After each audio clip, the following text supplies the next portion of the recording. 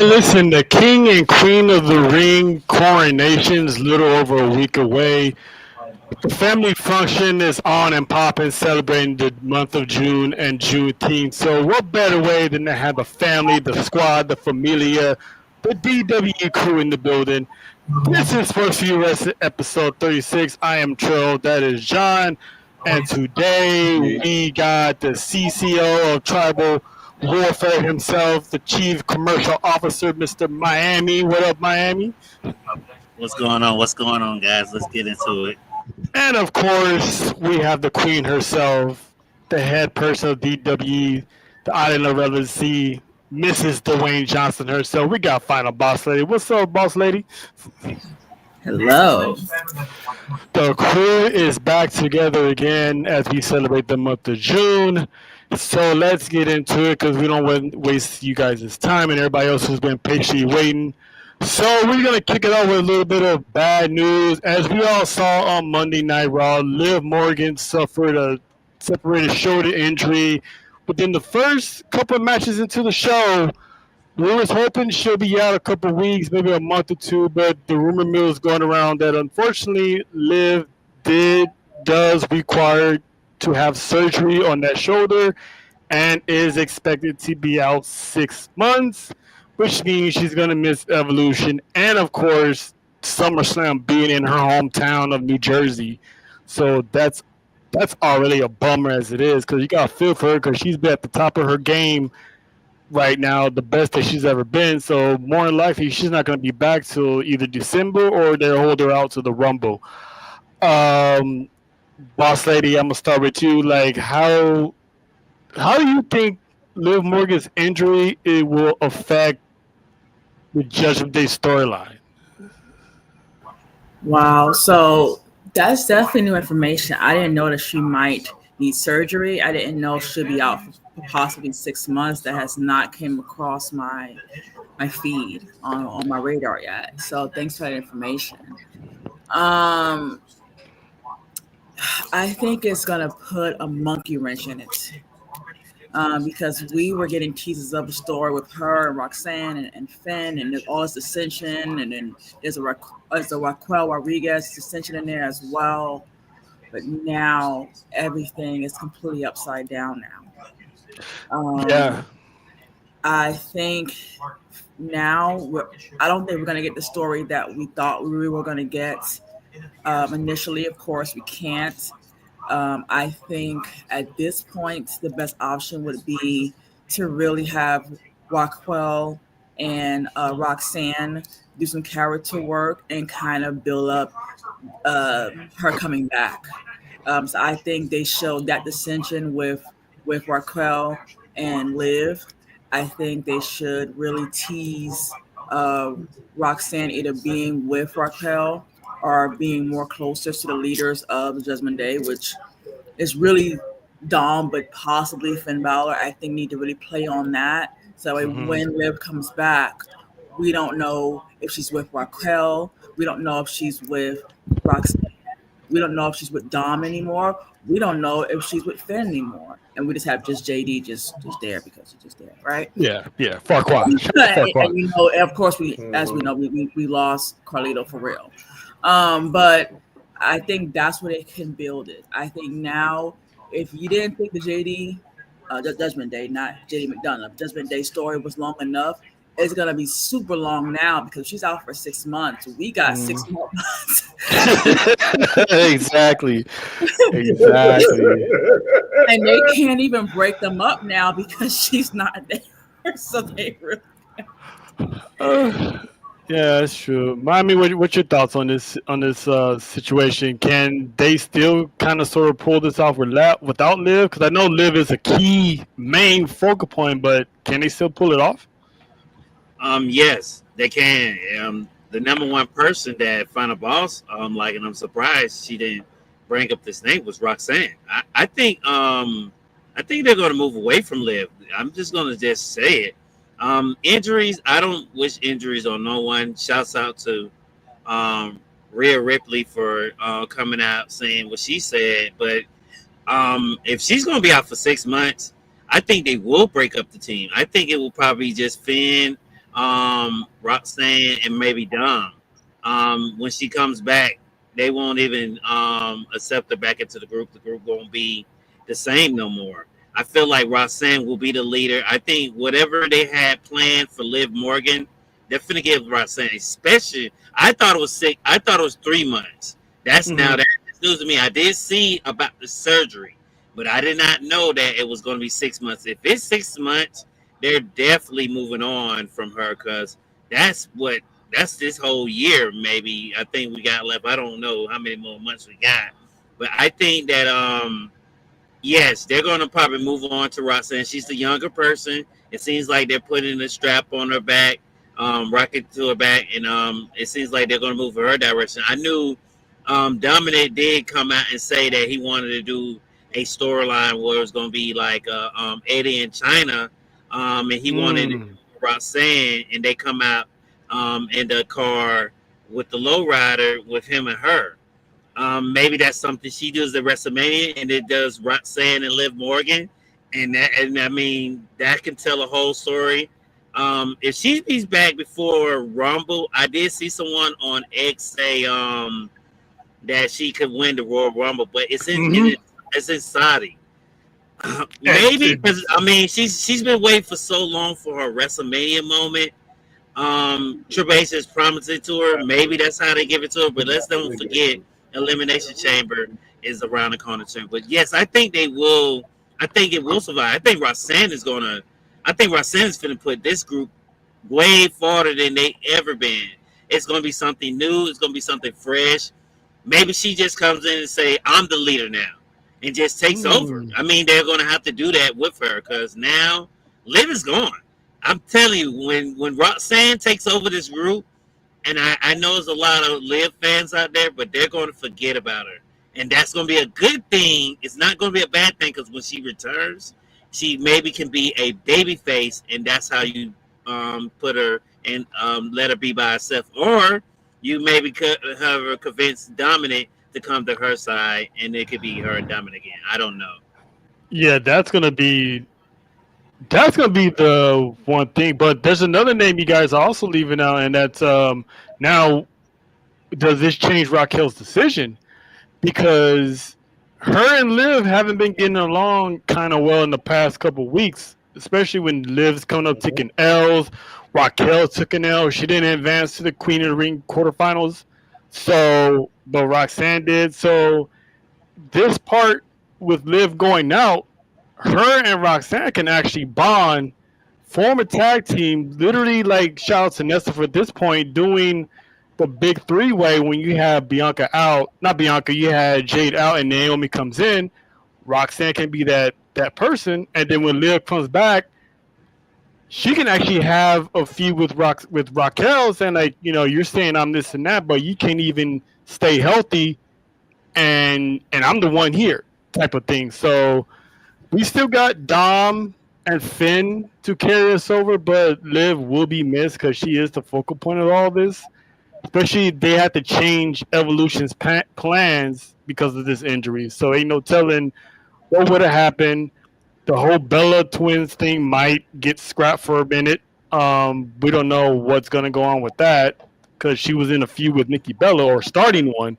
So, but John, what are your thoughts on Liv Morgan and this injury and how you think it's going to affect the whole storyline of Judgment Day? Well, first of all, prayers that she gets well. Obviously, this is not what you expect. We saw within the last 2 weeks, she was pretty much involved in 3 storylines. What happened with Nikki Bella, obviously everything, all the drama with the Judgment Day, which is reoccurring, and then she went at EO on Monday. And this is just a freak injury that happened. It's sad that the last 3 title reigns she had, with the exception of obviously Becky coming back to squash her and Raquel at WrestleMania, all 3 of their reigns ended with a Liv Morgan shoulder injury. So I'm assuming they're going to, no pun intended, proceed with caution, knowing that she had, with her history of shoulder injuries. But should she be, hopefully it's more so the 3 months and not the 6. because maybe she can get back by the end of Yeah, the summer and because build some more. yeah, because How the Judgment Day goes. As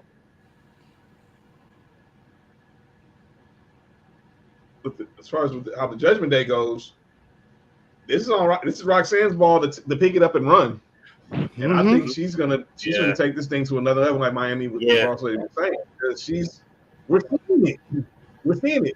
Every spot she's been in, and the spots that we watched her, because we watched her in NXT, she's always rose to the occasion. So I just don't think anything worse. Now I don't think she's gonna win Monday night, but as far as overall long-term storytelling, she's gonna be built for. She's gonna be built for what's gonna happen long-term with the Judgment Day, and her future is only shining bright. And her and Liv, I think, will put on a banger of a match. Maybe on the road to WrestleMania, or maybe at WrestleMania. You never know. Yeah, I'm gonna say before I go to bed today, I'm gonna say a prayer to Roxanne because she gonna die Friday. I'm not even gonna sugarcoat that. Jay gonna tear that ass up. But hey, hold up now. You still got remember this is where they might change everything because you still got Raquel, and this is where they maybe change stuff. I think Jay is still gonna win, but there's something they're gonna do when it comes to this, because I feel like we gotta say how we're gonna, and I think not just with y'all said Finn and Dominic, I think their story might gonna change too. I think they're gonna hold that off just a little longer too, because now what you gonna do? You're gonna make, unless you're gonna let Dom be by itself for so long, and then maybe Liv comes back. But I don't know. I think Dominic and Finn's story has changed too. Yeah, I agree because now not Liv. Finn could be like, see, Liv have Liv out the way. Like Roxanne is our viable asset. So, and then eventually Dom can be like, well, I guess you're right, and then just fall in line, and here we are. Or if they really want to spice it up, just still have Dom not trust Finn and on the length of how long she's going to be out. They can still all turn on Dom and then have Dom get kicked out or whatever. But it was so many options they would have had, but everything is pretty much out the window now that Liv's going to be gone for a minute. So right now, it's pretty much just speculation, supposedly based on the sources of WWE. I'm still waiting for WWE themselves to confirm that she's going to be gone for 6 months. So, but that basically what people are saying, that she's going to be out for a while. So, like John said, hopefully it's 3 and not 6, because Rhea had almost the same thing, but she was back within 3 months. But, take it from someone who's dislocated their shoulder multiple times. Once you do it once, it can happen again at any time. So, and that put her trail. I just looked at the calendar around December. Mm-hmm. Let's just say if they don't want to bring her in December, they want to bring her at the end of December. That's right, Royal Rumble time. I mean, maybe you could put the ball in her back in Liv's hand, and you know what? By then, Roxanne could be this great heel that can make Liv be finally this baby face. Because, like I said, Triple H is old. Liv, I think 2 or 3 WrestleManias where they was promised her the a WrestleMania singles match. So maybe, but like I say, it's inside it. I don't know where Chamber's going to be at next year. I hate that she's going to miss her match in her hometown, because I did read that they had some great big plans for her. Yeah. But man, oh man, I hate that for her. It seems like her look at his is all the time like that too. I think she's gonna get that Mania moment, because there was talks of her getting that big push when she came back from filming. So she was basically on her way from having a good summer of Liv. So I would expect her to still be at SummerSlam in a sling. At least have her make an appearance in her hometown. At least, I mean, I can't imagine her not being there. Period. But from one family drama to another one that happened on SmackDown, Jacob Fatu, Big Blood himself, the Samoan werewolf. basically was issued a warning by Solo Sikoa after he screwed him out of the Money in the Bank, which me, Nessa, and John, and also little Jimmy saw live at the Intuit Dome. He pretty much warned him and stated, like, I created you. You're here because of me. You're a success right now because of me. If I created you, I can take you out. That means his family's gonna get bigger because there was videos of Hikuleo doing a dark match before SmackDown started.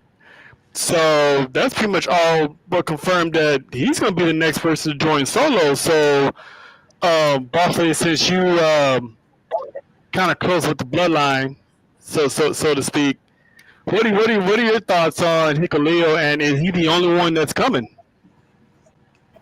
All right, so before we get there, I think we are missing a very important part about Liv's injury.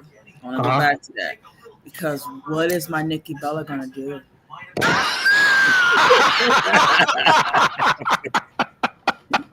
Oh Lord! I can't answer that. Admin, do not. Admin. The whole evolution. Admin. Well, you know what? That's what Roxanne. You can add Roxanne into that. Maybe. Ooh. Maybe Nikki gives Roxanne as long the as it's rub. on the show. If not, just go ahead and cancel it. No, you can maybe do maybe Hey man, Roxanne. we got jobs to do. We can't cancel shows now. And you can do. I feel like you can do Roxanne, and you can maybe do. You can do let her get the rub, and shouts out to WrestleFace because she got retweeted by the Tonga twins. I was hearing that they might vacate the tag team titles. Man, them things. Okay, She's gonna have to. No, I don't know about that. Now, hey, I wouldn't mind saying the Bellas versus the Tongas twins. I mean, that would be crazy, but I don't know. I don't know who you put in there because we can have the Bellas versus me, Chen, and B-Fab. See, a lot of people forgot about that match, Final Boss. A lot of people forgot about that match. A lot of people. I think nobody remembers that. I think what they're gonna do is Roxanne should probably go lose this match on Friday, and then Monday just offer to take Liv's spot, and that's where that bond's gonna form, and they're gonna be successful at it. They're gonna win matches. So by the time Liv comes back, it's basically Liv's gonna come back to Karma. I thought they was gonna do an injury angle with Raquel, because remember she was already with the ice, and Finn was saying, "Was you all right?" So I thought that's what they were gonna do, but they probably was. I mean, they could go that direction too. So we'll see. So this is gonna be a must see the next couple of weeks, man, on how that coming along. But Boss, what's your thoughts on Hikuleo? Is he coming by himself? If he gets back up, when and where Jacob's getting his?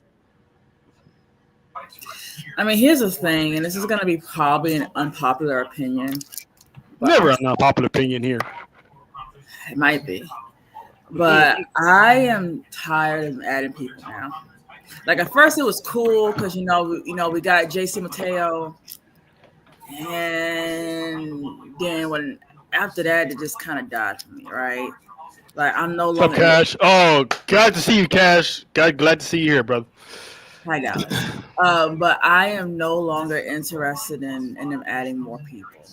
I think before they add more people, let's finish the story where we at.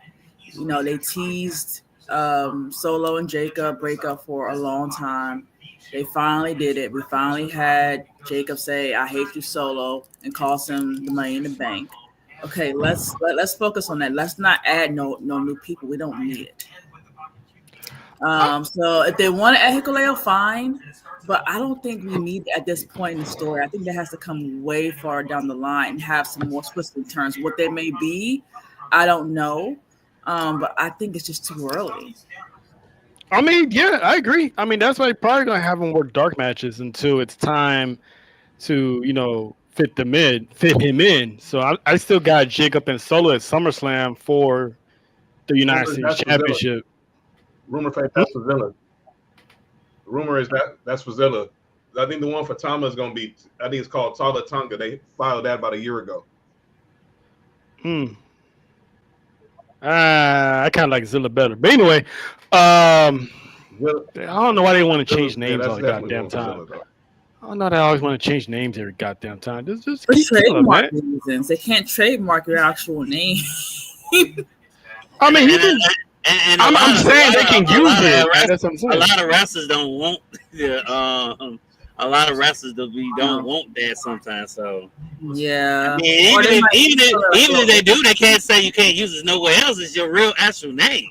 That's what I'm saying. A bit different. I think a good example of that is Dave Bautista. It's actually Bautista and it's Batista over there, so that's kind of like a little So ways like that. Yeah, that's true. That's true. John, your thoughts on this whole Jacob Solo?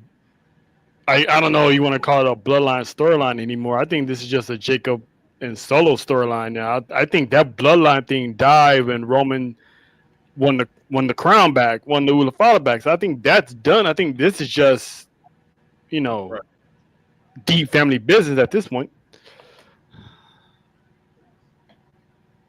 It's family business. That's all it is. It's just family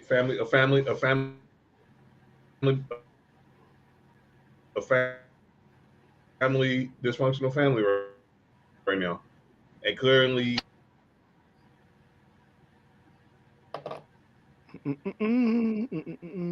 Just because we family don't mean you gotta have the same type of success as me. I got my success and you can do you. And clearly Solo, when he hit that old gas, no brains promo the Friday night before Money in the Bank, and obviously Solo pulling like 05 Batista, it was like, okay, it's time to happen. And we was in the building we was in the architecture that night. And when that music hit, we just knew something was going to happen. Now, as far as with Solo, he's clearly, his promo skills are way better than I thought. We see a lot of it in new NXT, and obviously we definitely didn't see with the Bloodline, but we're finally seeing the real personality of him come out from being very entertaining in anything he does, pretty much. And clearly, him and Jacob, I think they're going to probably do this at SummerSlam, like we predicted. You predicted this months ago. This is happening at SummerSlam, but I think Hakaneo is probably going to pull up between now and maybe Saturday Night Main Event, maybe in Saudi or something. But I guarantee we're getting Solo and Jacob at SummerSlam, because you called this like way back in May. Right after Jacob won the United States title. This is happening. Yep. Miami, what's your thoughts on this whole situation? The warning that Solo gave Jacob. I love this Solo. It brings me back to think about that when he first took the Udafala, that Solo. I don't mind him being silly, but I like Sear Solo. I love Hill Solo. Hill Solo is the best Solo. Now it got me saying I really want this match. The only thing I got a problem with is they already teased Priest versus Jacob, and I'm like, man. So they, even though they haven't announced Solo versus Jacob, which I'm glad they did, maybe they do Priest versus Jacob first, and maybe Solo comes in and try to cause him, but Jacob retains, and then we do the Solo match, or they just maybe do Solo, which I already know he's probably going to lose, which I don't want him to lose, because when he's serious like this, you got to reward Solo. He held it down when Roman was gone, when he stole the Udafala. Let's just give him his flowers. He really did. They have not gave this man his no reward net yet. I love Jacob. Jacob is good, but it's time to put some kind of goal on Solo too. Everyone has won championships except I think Solo. I think Solo's the last person in the bloodline that hasn't won a championship. Outside of the North American Championship, yeah. Well, yeah. Well, outside the North, I'm saying, well, let's say main card title. I mean, Yeah. as far as that, because I don't know why they took that off of him, and then you let Dominic go through all the brands with it. So that didn't make sense to me. But I've been yeah, saying that for a I do while. feel like with the whole Hikalea, I do agree with Final Boss on. I don't think they're gonna just bring him in yet. I think they were just testing the water to see. You maybe can add someone to this. Maybe this is how Solo can do the whole Roman thing, but by him being serious, it gave me that feeling like Hikalea come out, do the black hoodie, maybe calls Jacob. Jacob be surprised. Maybe we'll get the Tongas because it's almost the Tongan males. It's got to be one of their times about near come back because I know one of them should be almost dead near healed up. I think So the botch one. yeah, I think so. So let's not forget about them because he should be almost healed up. He could be swerving us. It could be him instead of Hikalea. We might be thinking, oh, it's Hikalea under the hood, and it be Tongaloa. So we'll have to see. I like Sarah Solo. We'll see what's going to go on. Let's just do Priest first versus Jacob, and then Solo versus Jacob, and then we'll see where they go from there. I mean, you can tell when it's Hikalea because he'd be the tallest member of the bloodline family anyway. So if you see a tall ass Samoan, you already know who that is. Now Tongaloa ain't short. That I know short. he ain't short, his brother is, but he kind of big. He tall as Hikalea though, but I understand what you're saying.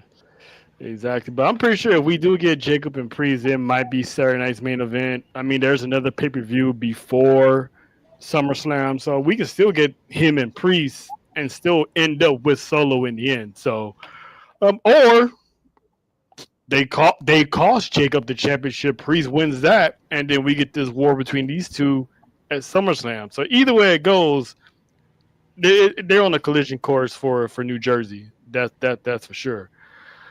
But we just switch on to the King of the Ring tournament.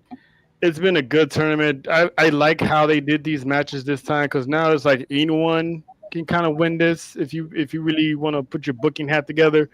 But here's the bracket.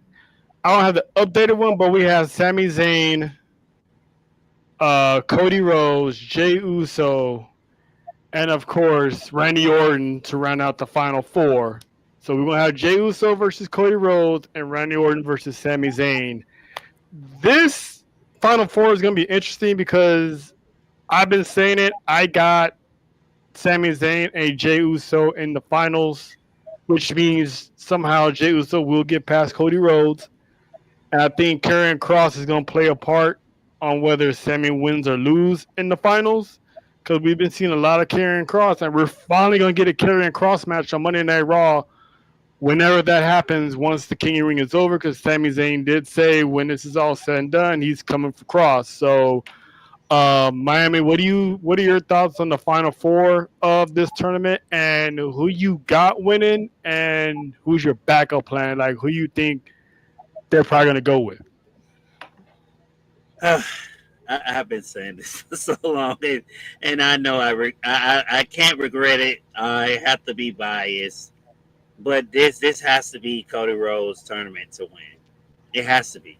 I mean, what else story? Or because Randy did lose last year. Maybe Triple H feels like he owes Randy, and maybe Randy will win. Because that's what's going. When it comes down to the finals, I'm not gonna lie to you guys. You can go either way, but because Randy did say he wanted to go back for John Cena, I feel like even if Randy went back for John Cena, he's not gonna win. Maybe not. I don't see Randy and John going back at each other again. You can't forget. John's showing up this Friday. Then he's going to show up for Saudi. He only got, I think, what CM Punk said, 18 days? That'll be what? We'll be down 19 right now. 19? So after Friday, he'll be like 18. So he'll be 18. So by Monday, he'll have 17 dates to go. Yeah, so he only got so many dates left. Let's just get that out of the way. So I don't know. I mean, what you going to do? Are we gonna run back Gunther versus Jay? We got to see. We already know what happened this Monday when somebody came back, and I don't understand why we're doing this match may have been Saturday especially for the world title. That just doesn't make sense, and I'm pretty sure you're not going to put the world title on someone who can barely walk. I did see that video where he was like, "Oh my God," walking backstage, and I was like, "My goodness, this match is not going to go too long." He had that limp. He had that limp going into the ring because he hurt himself training not once but twice. So exactly. So now I'm really worried. I need knee replacement limp. Yeah, exactly. So they got quite some time. Well, nothing wrong with a limp. They got quite some time to get to that match, but I feel like this has to be Cody Rhodes win because that's only makes sense because he's been teasing the whole thing with running it back with John Cena and doing the match with John Cena. Now I would not be surprised. My backup will maybe be Randy. Jay, I think him and Cody will put on a great match. Maybe one of them turn on each other. Maybe they just shake hands and then they go off to the sunset and move on to the next, whatever story they got left. I think Jay will lose against Cody. I'm kind of confused because did they even specify what championship the winner of the tournament was going after? Yes, it's whatever brand you're on, that's who title you go for. So say, for instance, if Jay wins, he will go for the world title. If Cody wins, he'll go for the undisputed title. I think that's how they did it last year. I'm thinking that's the same way they're doing it this year. That's correct. Same way with the women. That's correct. Yeah, same way with the women. That puts a conundrum then because let's say Sammy and Jay go into the finals. That means Gunther's going to have to face one of them at SummerSlam. Exactly. No matter what. So if Cody wins, would everyone be cool with him winning just to get his rematch? No, but it makes storyline sense. I'm looking at this as a storyline. It makes sense. Now, I won't be cool with it, but that's the only way that's the only thing I can think.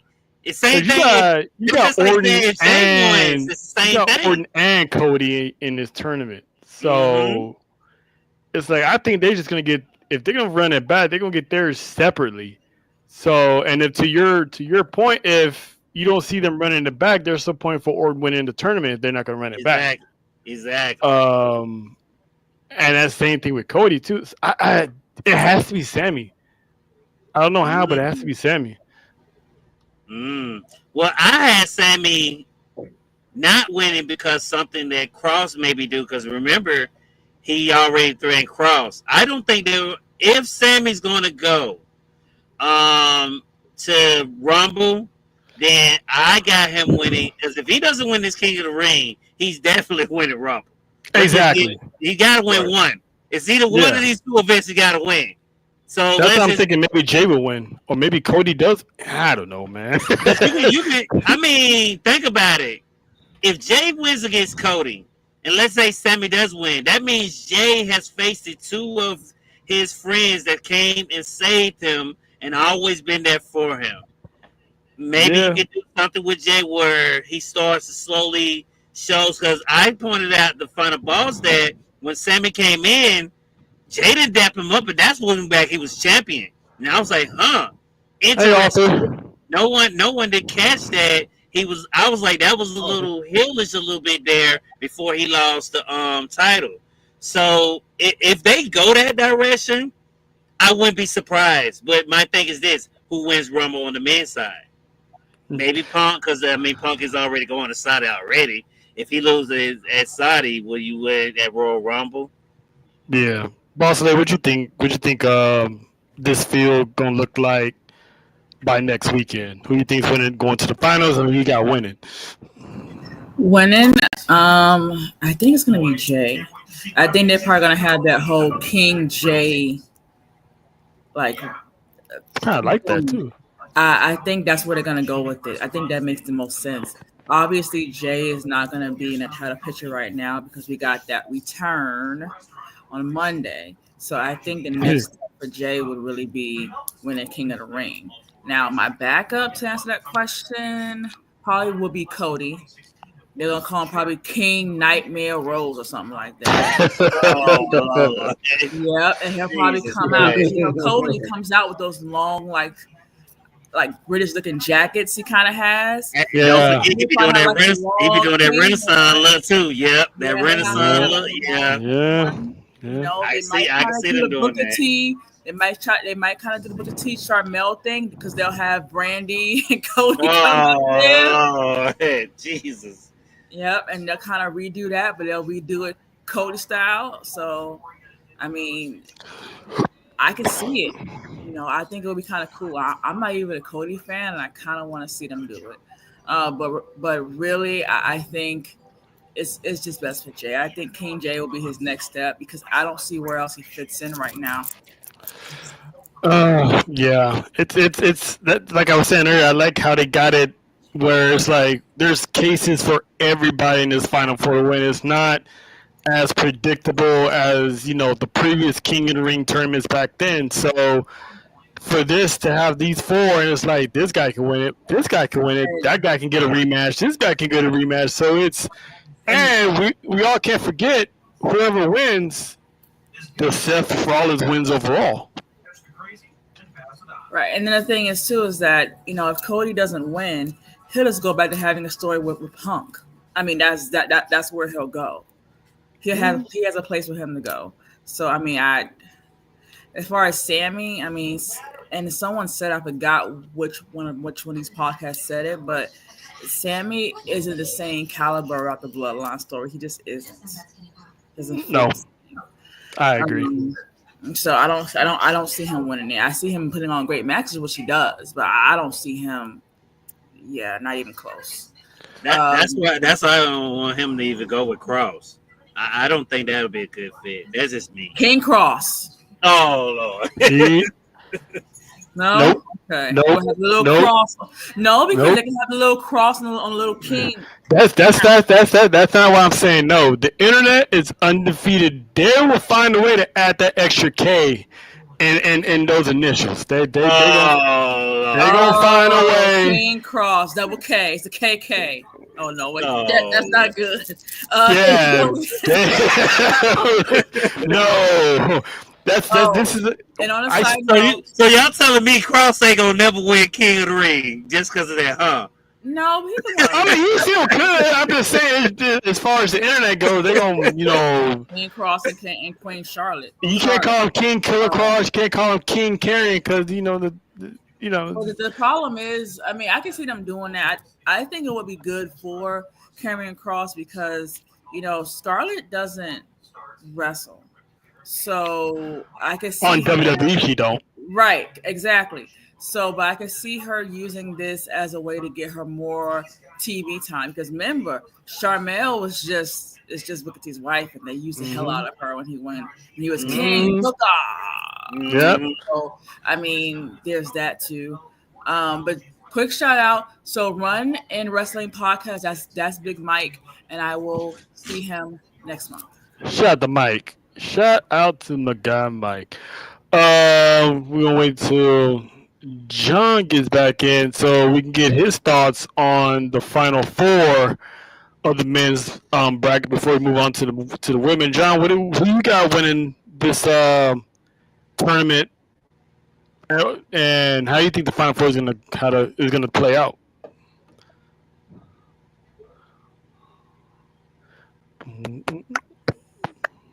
Oh well, must be a delay. Hello over there, King. All right. Yeah, I hear you. All right. My thoughts on the Final Four. I'm like kind of excited because it's unpredictable. Usually, like we kind of predict. Like last year, I think we kind of knew that Gunther and Nia was going to win last year.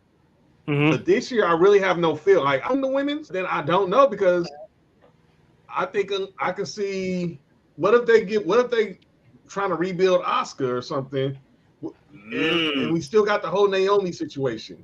We get to the women's in a sec. Alexa Bliss. This is all chaos. On the men's side, okay, my bad. But on the men's side, okay. I think it's Jay too. I think it's going to be Jay too because I was listening to Humble Roses. I didn't like what Lyric was saying. I think this is their way of, or Queen Stephanie were saying, this might be their way of telling Jay, my bad. Like Triple H and the creator telling Jay, my bad. Thank you for taking a minute of your first title run. So I can see that. And then Sammy wins at the Rumble. But we're definitely going to get the two Usos duking it out for the crown in Saudi.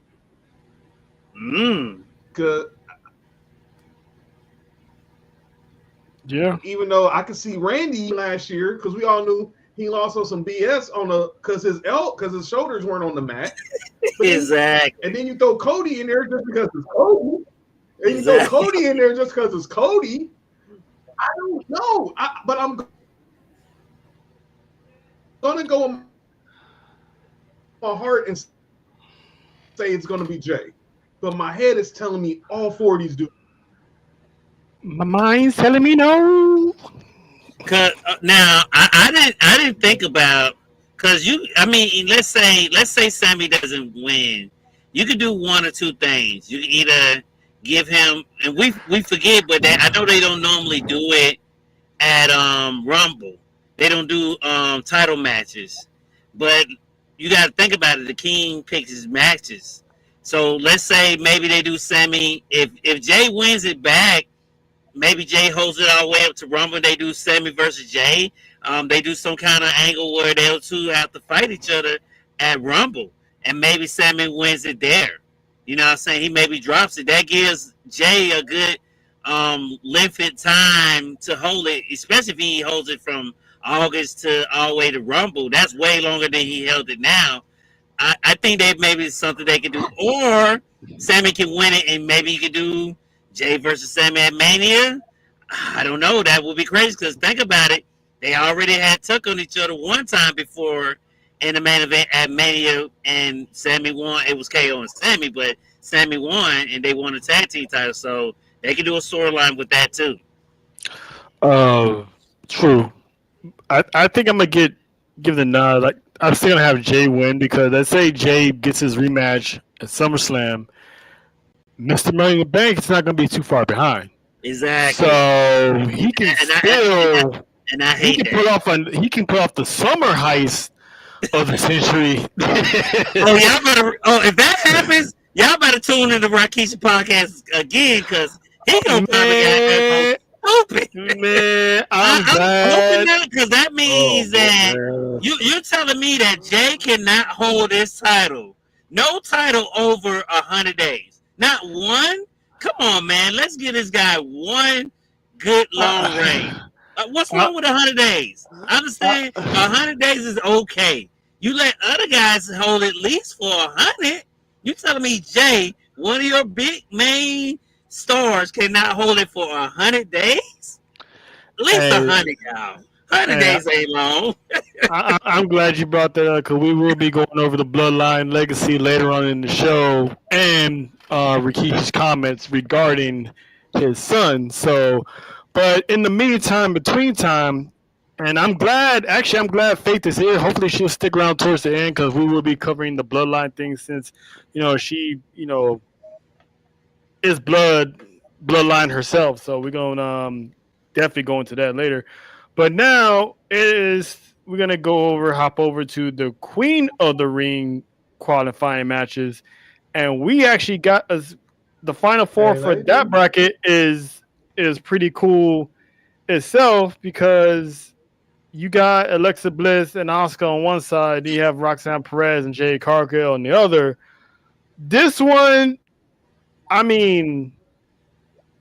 it's not predictable, but it can be because I'll stick to my guns. I got Roxanne pretty much being caught up in a murder scene on Friday night against Jade. But Naomi and Nia can interfere and cause Jade again. But how many L's Jade's gonna keep taking um, before she finally gets another crack at Naomi or Bianca Belair. So that's why I have her winning over Perez, and Perez can do her Judgment Day business on Monday.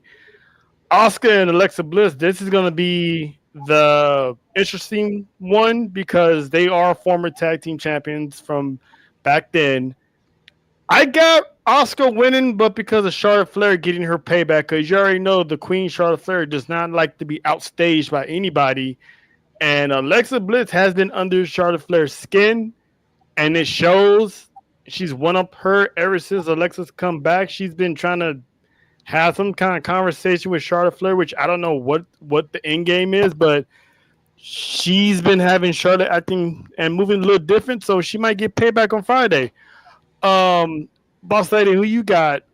Who's your pick in this Final Four, and how you think this is gonna play out? My pick, of course, is going to be Roxanne. I love Roxanne, but I do. I love Roxanne. Which I wasn't a fan of her until she started coming around on Judgment Day, and now I'm a fan. Right, it's like she won me over. As far as who I think they're actually gonna let win, Jade. It's gonna be Jade. They're gonna have her come out there and be like this power queen, and it's just gonna be a whole big thing. That's the answer. Like, I would really hope there will be Roxanne, maybe Bliss, but in reality, it's gonna be Jade. I think we're fooling ourselves if we think otherwise. Yeah, Miami. With the Liv thing that happened, I don't know. I'm not. If Liv didn't get hurt, I would have said Jade too. It could still probably be Jay. Maybe they'll put Roxanne in something else later on. So maybe that will cancel each out, and Jay moves on. Like you said, Alexa Bliss will get tucked out by Charlotte, and we'll get Asuka versus Jay, and maybe Jay will definitely win that. They'll probably have a great match, and Jay will move on to whoever will be the champion at SummerSlam. But I would not be. My backup is still going to be Roxanne, especially what happened with Liv. That's my backup. So it's got to be one of those. So you're saying that Roxanne, within the first 6 months of her main roster run, is going to get a world title shot against Io at SummerSlam? Well, that's because if like I say once again. The whole thing that makes me think that way, because if it's true, Liv is going to be gone for 6 months. You can tell the story when Liv comes back. Guess who's champion? Roxanne. And you know, Liv did say she wanted to go against Io for that title. Maybe that's how you get her back into the title picture. We cannot forget. We can't just erase that. Especially if she's going for 6 months, that puts her close to Royal Rumble. Maybe Roxanne holds the title. They say they wanted to push her. You know, they love that young, first ever, champion. Doesn't matter if it's a woman or man champion. So maybe, but I definitely got Jade. But if Roxanne wins, it's her. It's still one of the two ladies. I don't have no one but these two ladies. So it'll be a great match. But I do agree with Final Balls. Maybe Jade comes out and be that powerhouse and then win. But here's the thing, though, is that remember, Naomi has Money in the Bank. Yes. Remember, the whole feud initially was Bianca, Naomi, and Jade. If they have Jade win the Money in the win the Queen of the Ring, she goes on, wins the championship, and then you'll have Naomi cash in on her. That's just what they're gonna do. Hey, they do that. That you know what? That'll be some ruthless stuff. Like that'll be really super. Yep, and they'll probably have Naomi do it right after Jay wins the title. It'll be the same night. She's gonna win it, and he's gonna have. You got to. You know what? That's add more fuel to that. That will make the feud become more exciting again. Even though I know they're doing what they're doing on X, but put that finally on TV, and that's the way you can do it. That's the only way I could. And then, well, I don't think it's gonna be on TV. It's gonna be at a PLE, but no. Well, you know what I mean. Out there, she's gonna beat her up. She's gonna cash in, and she's gonna lay out that caution tape on top of her and call. Oh, that'd be crazy. That'd be crazy. Hey, Faith, I was thinking the same thing, but do not put that bad juju out there. We don't need Naomi to be the first one to cash in. Jesus Christ. We don't need those thoughts, Faith. We don't need those thoughts. If they do that, I'm done with WWE. I'm done. Because that right there, that was one of my fears for real. That's why I was like, as much as I wanted her to win it, I was like, man, no, because they'll make her lose it. And now when she got, I said, no, I got a good feeling. It seems like they behind her. It seems like they got, a good feeling for her. She cried on it. They gave her at the press conference. Big E gave her flowers. They did bring up the situation. What happened with her is another person that walked out. Sasha. Let's give it there. They said, hey. So they did bring it up, and I was like, oh my goodness. So let's not put that out there, Faith, because if that happens, boy, the IWC is going to go and crumbles if that happens. And they can spike Faith for putting that in the atmosphere. I'm sorry, Faith. John, your thoughts on the Final Four and your winner? I got Jade. I still got Jade. But I heard I think she beats Roxanne, but like Miami was saying, with the Liv injury, this kind of throws like, how does this go? I still think Jade wins, but Roxy doesn't win clean because I think Raquel is going to somehow get involved, and she's going to end up tripping over her own foot. The paraphrase. True.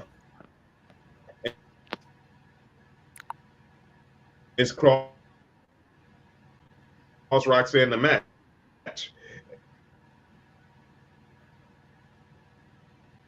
All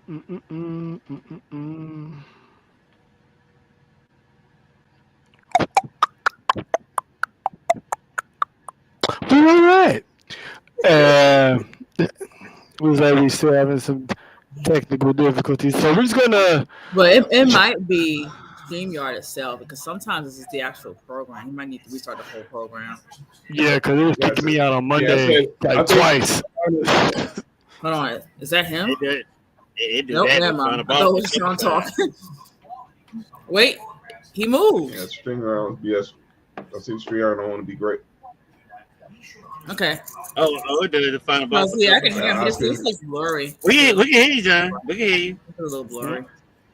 Yeah, I said I got Oscar and Jade. I got Oscar and Jade in the finals.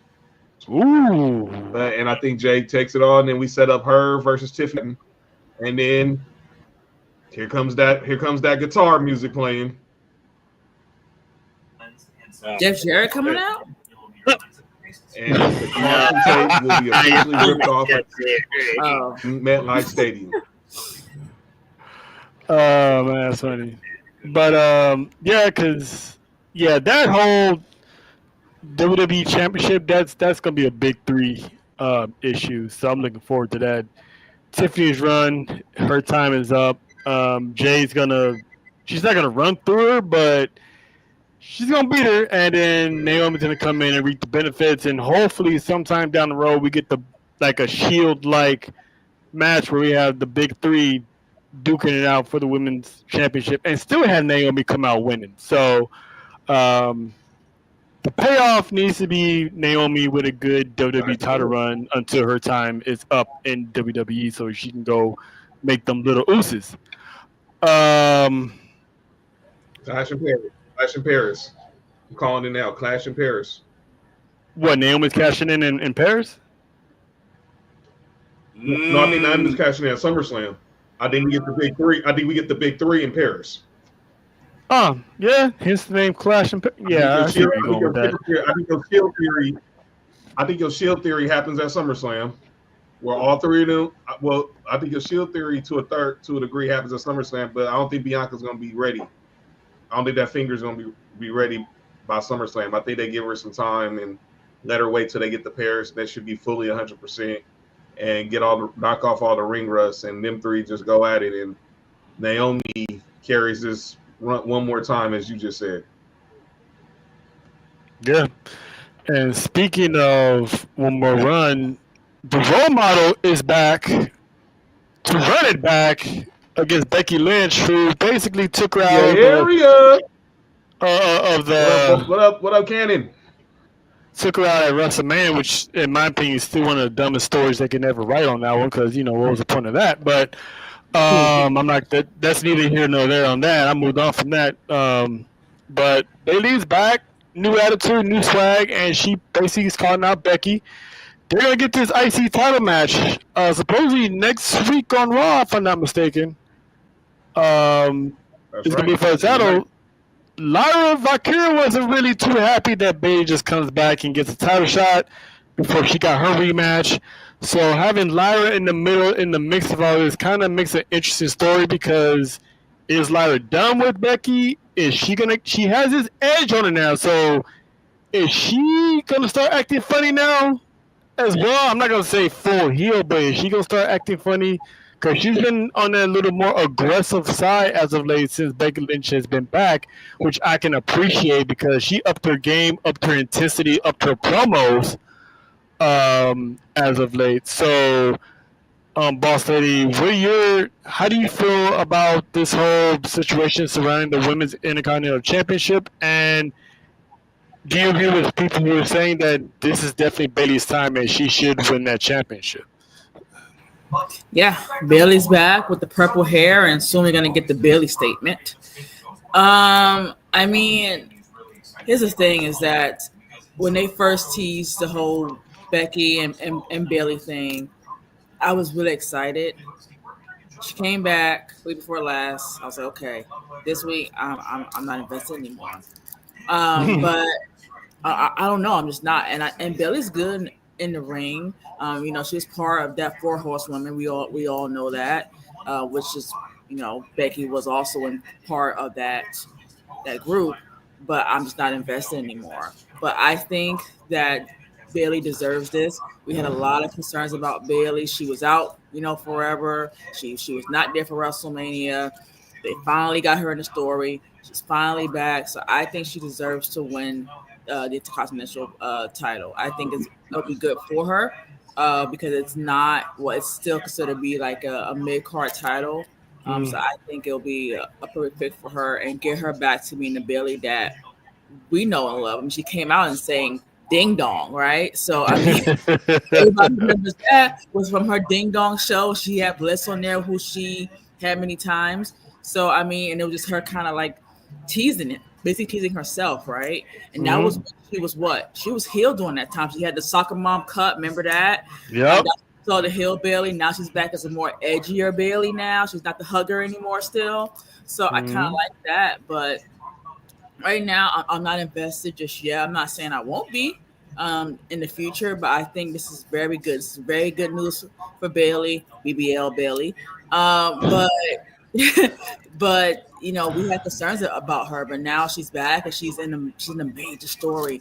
So I think I want to see her win. And I want to see her carry it as far as she can. And man, WWE writers need to step with their game because Boss Lady losing interest in a lot of storylines from week to week. Because one minute she's cool, next minute she's watching something else and like meh. So you guys got to step the writing up, or call her to be part of the writing crew. I don't know. They need more women writing these women's storylines anyway. I mean, to be fair, a lot of it now, even though TKO says men sell tickets, women sell them too, and then ladies sell merch, which is kind of what they're saying without really saying it. But a lot of their stories now is around the women's division. Now, granted, it's almost time for Women's Evolution. But even before then, like the last couple of months, has been heavily women's focused. And we got all these debuts. But I mean, hey, I think we're after WrestleMania. We're only halfway through the year. We have a lot of time to build up these good stories. And right now, we're kind of like in that like mid season. So I start losing a lot of interest unless The Rock comes. Right. I mean, you're close to the vest on that one, so you would know when he's showing up. So I'm gonna leave that up to you whenever you're gonna He make those will let me know announcements. when he's showing up. Don't text All me. right. Only Hopefully he took does, six. because hopefully he lets Only you know, because Bronson Reed's on that's a shit list for not letting her know. So hopefully he lets you know, since He'll you let know. me know when he's coming. He All ain't right. coming for a long time. All right. You heard He's it coming here. to Vegas. It's the only way You I'll heard come. it here. Per boss lady, Dwayne isn't showing up anytime soon, and Until that is WrestleMania, and then I'll be there. So. the DWTHM coach class is it's gonna be a party up in there. John, your thoughts on Bayley pretty much making her return and pretty much in the middle of an IC battle between Lyra and Becky. Let me first off say the BBL stands for Big Booty Latina. Number two, I You think just she had to should be plug getting that the in. Women's Intercontinental Champion. I mean, it's And facts. she needs to be It's Women's facts, but Intercontinental I'm just Champion. saying you just had to plug that in there. I can't help it. Bay Area, that is Bay Area bread. That is Bay Area Yeah. finance right there. Shout out to San Jose. But I think she needs to be IC champ. I mean, she will bring, like our man Cannon from Beyond the Bill podcast is saying, she will bring so much of a aura and legitimacy to that belt because she is that workhorse. Go watch, listen to her interview on the Raw recap. She is very candid about the state of the four horsewomen. And we all know, if you know, you know. We all know who she's close with, and we all know who she's not close with. And she just pretty much said it. She's pretty much said it because so everybody can just stop assuming. She's best friends with Mercedes. She didn't travel with Becky. She has no relationship with Charlotte Flair. End of the story. Pretty much we knew, and she just put it on Front Street. Now to her and Becky. This match is going to cook, but I think Lyra's going to get involved because she's seen Bayley gets back, and she said, I ain't talked to you in 2 months, but now your first thing back is going for the IC title before me. She's going to get involved because she's going to be still angry at Becky for beating her. But then it's going to but that title is going to be the wedge between the friendship between Bayley and Lyra. So I think eventually we get them three in the triple threat match at Evolution. Yeah, I did see that triple threat on the way. So, and that's why I was gonna question why is it next week, but then now when I started thinking about it, it made a whole lot of sense because they do it next week. Somehow Lyra gets involved, or Becky does something that gets out of this match, and it ends the way it ends, and they set up for a triple threat. So I definitely see this heading into Evolution, and I can still see Becky winning a triple threat, and we still get Bayley and Becky at SummerSlam, and have Bayley win at SummerSlam. So I don't see Bayley winning this one. I think she's probably going to beat Lyra again, and be the end of that. And then Bayley's going to be like, "You didn't beat me. This ain't over yet." So they face off at SummerSlam, which I predicted ever since she got taken out. Ever since Becky Lynch came back and she turned on Lyra, I was like, Becky should win the IC title and hold it for Bayley in the summer, and Bayley can carry it to as long as she wants to until she loses it to maybe Roxanne, because WWE somehow was like, we're not doing this story no more, so we got to run that back with Roxanne and Bayley because they were starting to cook, and then they just put it in the fridge and was like, yeah, we just do this the day. So Roxanne can wind up winning the Intercontinental Championship. And then if Liv comes back, well, they have a choice. Do they have her win the Royal Rumble, or do they have her come back for the IC title? And you can have Liv versus Roxanne at WrestleMania. There's a lot of ways they can do this, but I can see Roxanne holding the championship, beating Bayley, and then maybe have Stephanie Vaquer beat Roxanne. So it's a revolving door of how this can play out. So we got a lot of workhorses in that division, and Roxanne and Bayley and Stephanie Vaquer. So it's gonna be in good hands. And let's not forget, call-ups are going to be happening after SummerSlam as well. So I'm expecting maybe Kalani Jordan gets called up. That's another potential workhorse they can use for the IC title if she goes to Raw. So it's bound to happen. Miami, your thoughts on Bayley? I liked it. Bailey and Vicaris both promo in the back. Where they both was like, Bailey told her, "I gotta look out for myself," and Vicaris said the same thing to her. I did like that when she said it. This feud after the Becky feud, she's been doing some great um promo work, better, way better than she was at first. So I do feel like this with Elevator. I don't think she will get involved. She maybe comes out, but I think Becky will cheat once she comes out, and then she'll pin her 1, 2, 3, and that's how you set up the match between those three there. So that's what I think. Yeah, I agree. So it remains to be seen how that goes, but I like how the Intercontinental title scene looks right now. There's different ways that they can go with this, so it's not just a predictable, boring feud. So hopefully they can keep people's interest because it does look promising. So I'm very happy with that. And then we have the one thing that went down on Monday. Pretty much the main topic of Monday's on Warzone, and that is one Bill Goldberg making his return to WWE on his final match crusade against Gunther, and now it's for the World Heavyweight Championship, which is why Jey Uso lost. I've been saying this for the past couple of days, if not a week, that this match is not going to go no more than 5 minutes. And I'll stand by that. And apparently, the World Heavyweight Champion thought the same thing because the man said, I guess I can spare 3 minutes of my time, basically.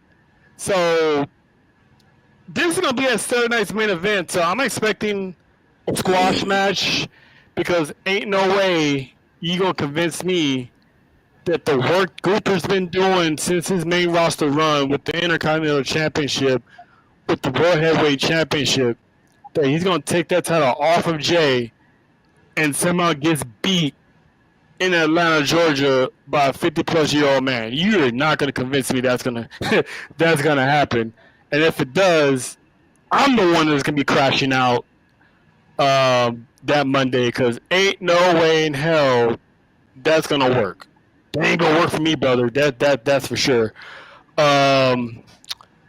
Miami, how do you see this playing out? Let's say Goldberg does win. Are we all but convinced that Seth Rollins is going to save us and cash in? Why? What's the reason? What's the point? I know someone said this on Talk It Up Saturday, and I was like, that's this. It's already bad booking already. So you're gonna make it worse if you do that. Because then, if you do that, the King of the Ring is already over with. It'll be a waste of cash in. You still got, so now we're gonna do Seth versus Jay. And now, as much as I love Jay, I don't think he will win against Seth because he has all this help. So going through, like he said, 3 minutes. I said 5 minutes. So hey, I was being nice. Gunther said 3. So hey, the match might be 3 minutes. Because I mean, you don't want it to go no longer than 5, because it's gonna get real bad. We all remember the Undertaker match. No, we don't need to go through that. We don't need to. We're doing I had to ride the crowd of that match, but I almost killed that man. No, I don't have them winning at all, man. I think they just doing this because they said what happened with him and I guess Triple H when he didn't win the title.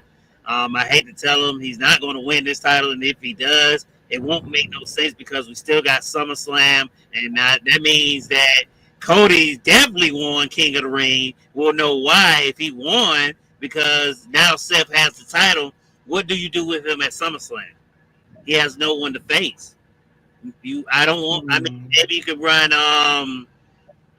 Maybe him and Jay. Cause I think it was Jay Gunther, and it was someone else at the time he went up to where he was like he'll face those people. But outside of that, I don't have Goldberg. I could barely walk to the through the curtain, so there's no way. I think this is like a unanimous vote here, but let's hear what Boss Lady has to say. What are your thoughts on this Gunther Goldberg match or scrimmage or play date that they gonna have in Atlanta, Georgia, for Saturday night's main event? First thing, what's wrong with 50-year-old man winning the title, Terrell? He's not healthy. He's damaged goods. He has busted knees. Pause when I say that, but he has busted knees.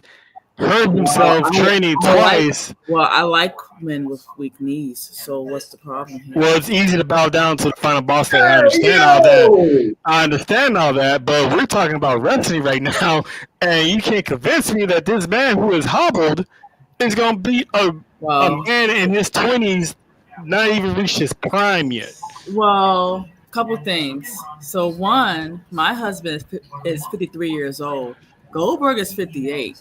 So they're kind of there. The Rock is in shape. The Rock is in shape. Goldberg can barely walk to the ring. Bill is in shape. He just got bad legs. Okay. Oh my God. Second of all, Gunther doesn't look like he hit 20 in about 20 years. Okay.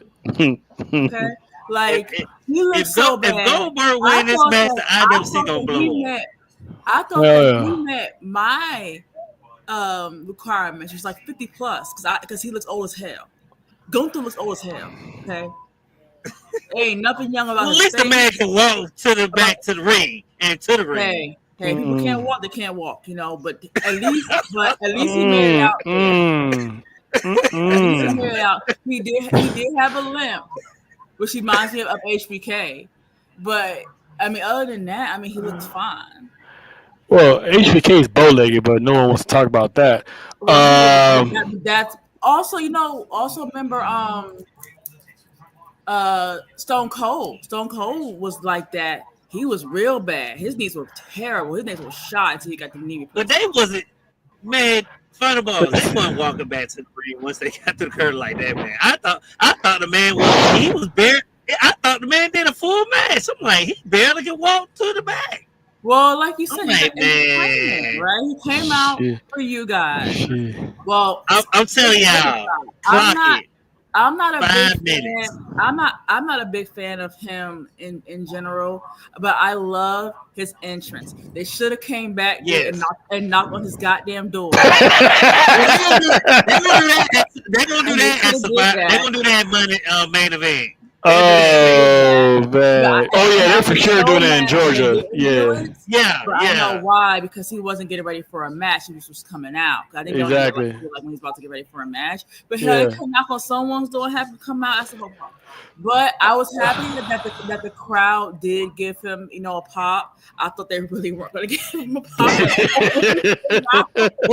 I think everyone loves the Goldberg music now. Let's just give it up. We still love the styling of the Goldberg.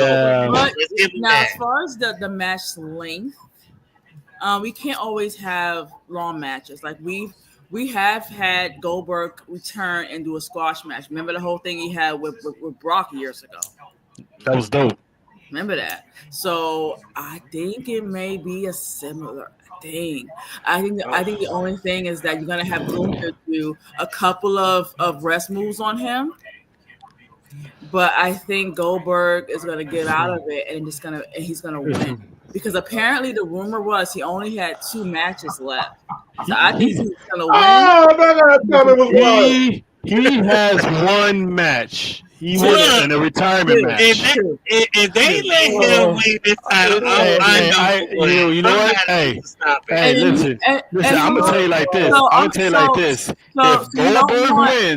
If Goldberg wins, I'm having everybody in this chat, everybody in the group, everybody in the family flood final boss lady to the point that she has to deactivate her Twitter because she's putting this in the universe. She's putting it out there. Don't do me Y'all, any it's gonna be a green light. Doing that now. Jesus You know how I feel about Twitter. You know how I feel about undesirable. Jesus Christ. But I mean, I can see them doing that. Apparently, like the rule is that the rumor, that he has 2 matches. So he wins against Gunther, and then he loses his first title defense. I mean, that's kind of where we are. You know, as Trail showed that, you know, Gunther said, hey, you know, I guess I can spare 3 minutes. I'm hoping it's not a 3-minute match. I'm hoping at least 10, maybe 15 minutes. Yeah. He's gassed in 2 minutes. He's gassed in 2 minutes. What's the matter? He's gassed in 2 minutes. Is that too long for real? Man, go. You know what? GOLDBERG status? Yes, that's too long. Go look at that Undertaker match. That's all I'm gonna say.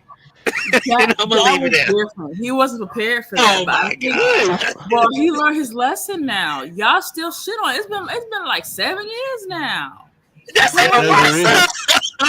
You're making it worse. Yeah, you are making it. And to be fair, what happened with Undertaker match 2 is that he was gassed out. Remember, he cracked his head open on the ring post. He was already concussed and all this stuff on top of it. Oh my God! Okay, that's different. Oh my God! Which you still not helping this case. You're not helping at all. You know that's what he's gonna do before he go out there in the main event. I'm pretty sure that's gonna be in the contract. I'm pretty sure that's gonna be in his contract. Hey, whatever you do, do not smash your head on the door, sir. Well, that's what he gonna do that automatically. So they might want to put that in the contract. That he'll hit his head against the locker a couple times too. Please don't. But I mean, so you don't think it's gonna go 10 minutes? You really don't think so? No. The fact that it's on a Saturday night's main event, I would not be surprised if they open the show with this match. But Gunther is a slow worker. That's the thing. He's mostly like submission holds. You don't think he can go 10, 15 minutes? Gunther, yes. We're talking about GOLDBERG. GOLDBERG. And that's the most safest match he can have. Man, 10 minutes. 5 minutes. 5 minutes. Like I've lost my mind. Like, look, you got behind the bell saying 15 minutes. Y'all trying to kill this man, man. Where's it at? I just seen it get out of here. I just seen it get out. Where is it at? Y'all trying to kill this man. Get the fuck out my face.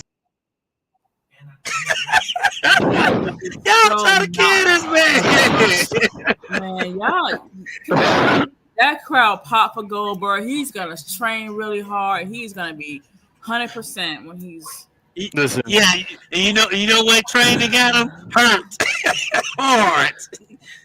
Well, he trained a little bit too hard, you know, and that can't happen because when you get older, especially like when you're lifting, it's a lot of pressure on the knees. I mean, even you proven a point. This match should not go 10 minutes. I swear to God, if this match go 10 minutes, he's definitely Man, if it go 10 minutes, I'm so afraid that it's gonna be so bad the crowd might start booing his own hometown. So are you saying that instead of doing that main event, that they should have did it like Saudi Arabia? No. That's gonna give people flashbacks about the Undertaker man. This is perfect. Saturday night's main event is perfect. It's perfect because you don't need Saturday night's main event. Most of their matches don't go 15 minutes anyway. The Unseen 17 versus GOLDBERG in the next couple months. Heck no! Why you gonna do that to Cena? Oh! You guys are negative. Here's TKO trying to bring back the nostalgia. And y'all don't get me wrong, Final Boss. I love the music. I love the nostalgia. I grew up off of WCW. I love WCW. I love when GOLDBERG comes out. Hey, if you got him just coming out saying something, he could have announced WrestleMania was going to be in Vegas again. I would have been okay. But don't have this efficient wrestler. So you want to have The Rock announce it in Louisiana? The Rock could have came back out there with Goldberg, and they both could have said, "We gonna be in Vegas." I would have still been happy. I still would have been happy. I would have been all right. Rock Goldberg. I don't care who can look. Long as Goldberg wasn't wrestling, I would have been okay. Yeah, she done made Sean leave. Goddamn. Exactly. I understand why The Rock is coming out to do it, but let Goldberg do it too. Rock can still go. Goldberg, no. What are we doing here? Well, Rock can still go, but look at like how much training he had to do. He did 12 weeks. 12. He had to make sure everywhere he traveled to had a ring in there. They had to rehearse the entire match. So I mean, because he put in the effort towards it, he really did. I give Goldberg an A for effort, but that's about it. The man. How long you got it going, Trey? How long you got it going? I think he's still living down that Undertaker. No more than 5 minutes. He's still living down Undertaker. I got it 5 too. And I think he knows that, and that's why he's training so hard because he doesn't want to relive the Taker match at Saudi. Well, Crown Jewel. So I think it can't go no past the 5 minutes, Final Boss. Not 1 minute, man. We're not playing Missy Elliott here. Oh, never denied. Damn. Man, he ain't gonna make it's not always about how long you deliver. It's about how you deliver. And we saw how he delivers. Exactly.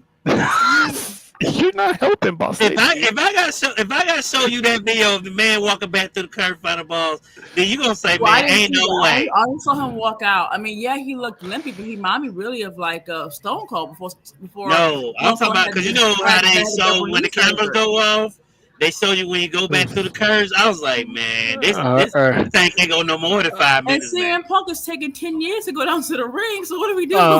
All right, so we can all agree Boss Lady lost her mind. John, make it make sense, man.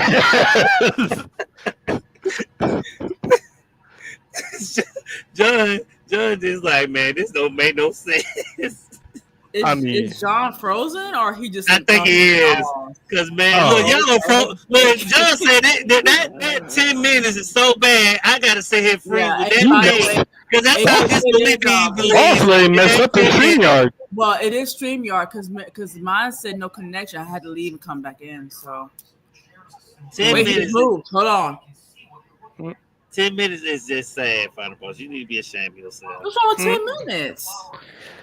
That match on Saturday Night's main event is not gonna go 10 minutes. That I'll be surprised if it's the main event. I would be surprised. They may hit 6.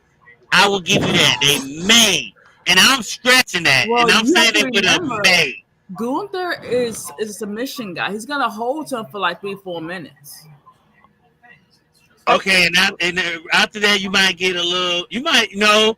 I think what we're gonna do, you might get a spear. Gunther might kick out after the spear. You may get a jackhammer. Gunther will kick out. If you can get that up, a hole, and then it's over. That's how I think it's gonna end. You think that man can get Gunther up in a jackhammer? You saw what he did to Bray Wyatt. I'm giving the man the benefit of the doubt, yeah. Look, exactly.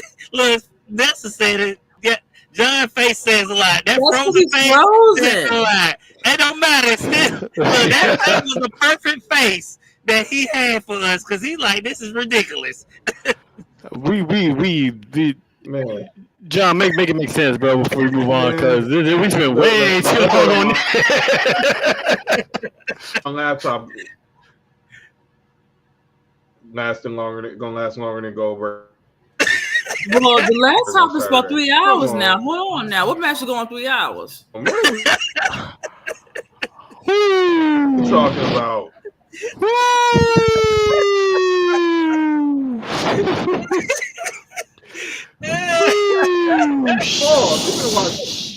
Shit. Look, if that match go in an hour, we all gonna got to start watching WWE. Man. on, man. We not watching that. That bad boy, No. they go over 30 minutes. We gonna all turn the TV off. I'm turning the stream off. Exactly. And this is why I retire Come on, as 3 champion from WWE because you guys underestimate people. 3 minutes. This match is a wrap in 3 minutes. Wrap. Damn. Well, look, see, I'm being nice. That admin is so disrespectful. Good night, home. That admin is so Good night, and he's still disrespectful. frozen. Yeah, look, exactly. He said, look, he's so done with us. He said good night and went frozen. That's how bad we thinking of this match. I say I'm giving him at least 5. Maybe 3. 3 minutes. 3 minutes tops. All right, that's He gonna get a couple of snaps, a power bomb, and he's going to sleep. yeah. And I'm actually a little scared about them chops, to be honest with you. A couple of chops on the chest. The chops are good for him because even though it hurts, it won't like really injure him in that. It may stop his heart. You know what, Trey? You ain't right. You ain't right. Oh, excuse me for being realistic, but okay. You ain't right, Trey. Come on now, man. Come on, dog. Okay. Now we crossing the line. Now we got limits. All right. Okay. Now we OTC is the evil guy now. Oh, okay. All right. Vanessa in and out. Monica Monroe, get up out of here with that in and out. All right. So we go. I didn't hear that. But we got, well, I didn't hear that. So hopefully Faith is still here because we're gonna reach the final. Just a walk from the ring to the ring. Hold on. Are we counting that too? Are we counting that as part of the match when they come out? Okay, if he's doing an entrance, then I'll give him 7 minutes. Well, I give it 10. Are we literally saying are you gonna count the entrance as part of the match? Come on. I don't know. I mean, are we? Yes. Okay, then I say 10. That's what we're gonna get to 10 at. Yes. 10 minutes then. He's in Atlanta, Georgia. You don't think they ain't gonna go all 10 out? minutes. 10 minutes. That's where you're gonna get your 10 minutes at. But that's only because he can only slowly walk. He's gonna get that. He's gonna get that Hall of Fame walk to the ring. Exactly. Main event is in Georgia. Yes. Okay, so I'm sorry, man. You're gonna be that way. He's gonna be in your place of residence down in Georgia, and you're gonna feel that kind of way. Oh. Yes, I don't got no faith in Goldberg. Okay, he in Georgia. Why do I care? He's still gonna lose. Get that man. Hang them banners up. I really think. Hang the banners up. I think he's gonna win, and then he's gonna lose his first title defense. I'm telling you right now, there's gonna be a crash out Monday. Or he's gonna win, and then you're gonna have Jay cash in on him, and then he's gonna lose.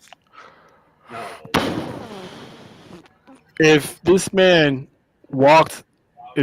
pins Gunther, I bet he'll burn it down. I swear. Give that man concussion with a few stomps. Have Braun Breaker come out there and hit with a spear. I don't give a damn. I don't give a damn. Mrs. Roman Reigns music, Drew McIntyre music. I don't care. Whoever gonna come out there and pin him right after, I'll be like, okay, I'm fine with it. I don't care if the story don't make sense after that. I'll tell you right now, Braun Breaker and Bronson Reed better show up and beat that old man down. Give him a few tsunamis and a curb stomp and a spear. So you don't want to see CM Punk and Goldberg in the future? Hell no. What? She didn't say that. Tell me she didn't say that. She didn't say that. Okay, Booker T, calm down, Booker T. You trolling right now, aren't you? For what?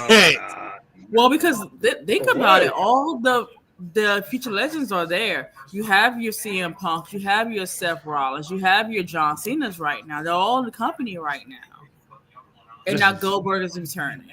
You think he's not going to have that match sponsored by AARP? I know that much. They better have that match sponsored by AARP.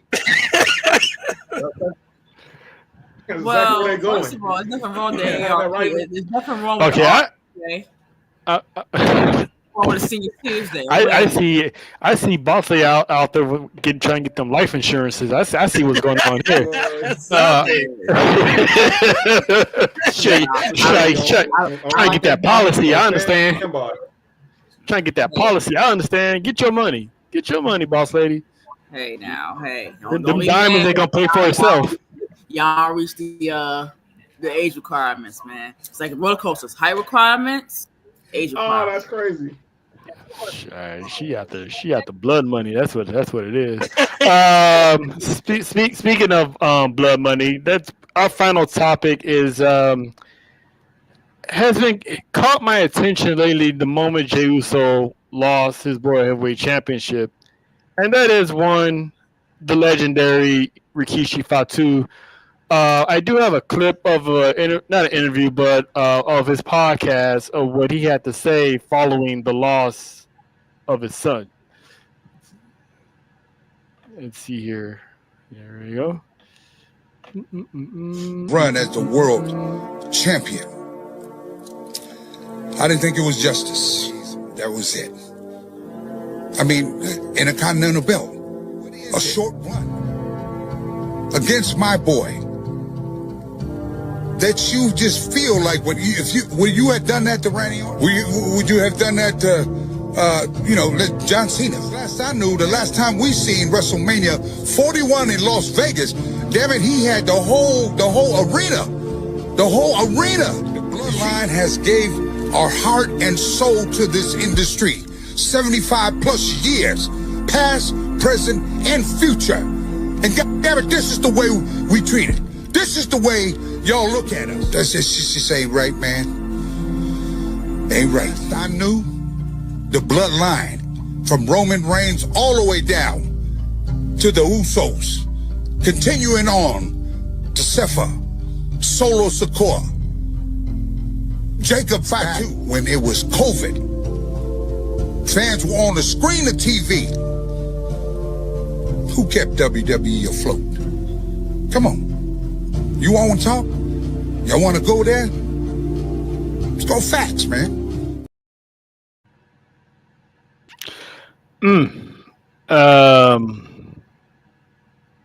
And that's why I'm glad Faith is here, because I definitely want to get her input, because she is part of, she's half Samoan herself. So, Bosley, I'm gonna start with you. Based on everything he said, based on how Solo's been booked the past year or so, based on how both Jimmy and Jay have been booked, based on how the Tongans were booked when they first got in before their injuries, is the bloodline right now being disrespected, or is Rikishi just basically acting out on emotion? Both. So I agree with everything that Rikishi said in that clip. That bloodline story, it did not end as it should. This could have been something that could have went on for a long time, or something that could have ended and just live out one of the greatest storylines in WWE history. This was something that could have literally been in the Hall of Fame years from now. They could have introduced members of the Hall of Fame, which will be bloodline members in the future, based off this bloodline storyline. And it was that powerful. And they really, really put a big halt on it, and we don't know why.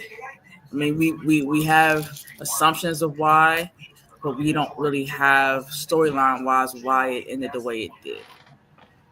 Now, here's the other side of it. It's emotion, because that's his family. Of course, the Usos are his sons, and he wants to see them do well.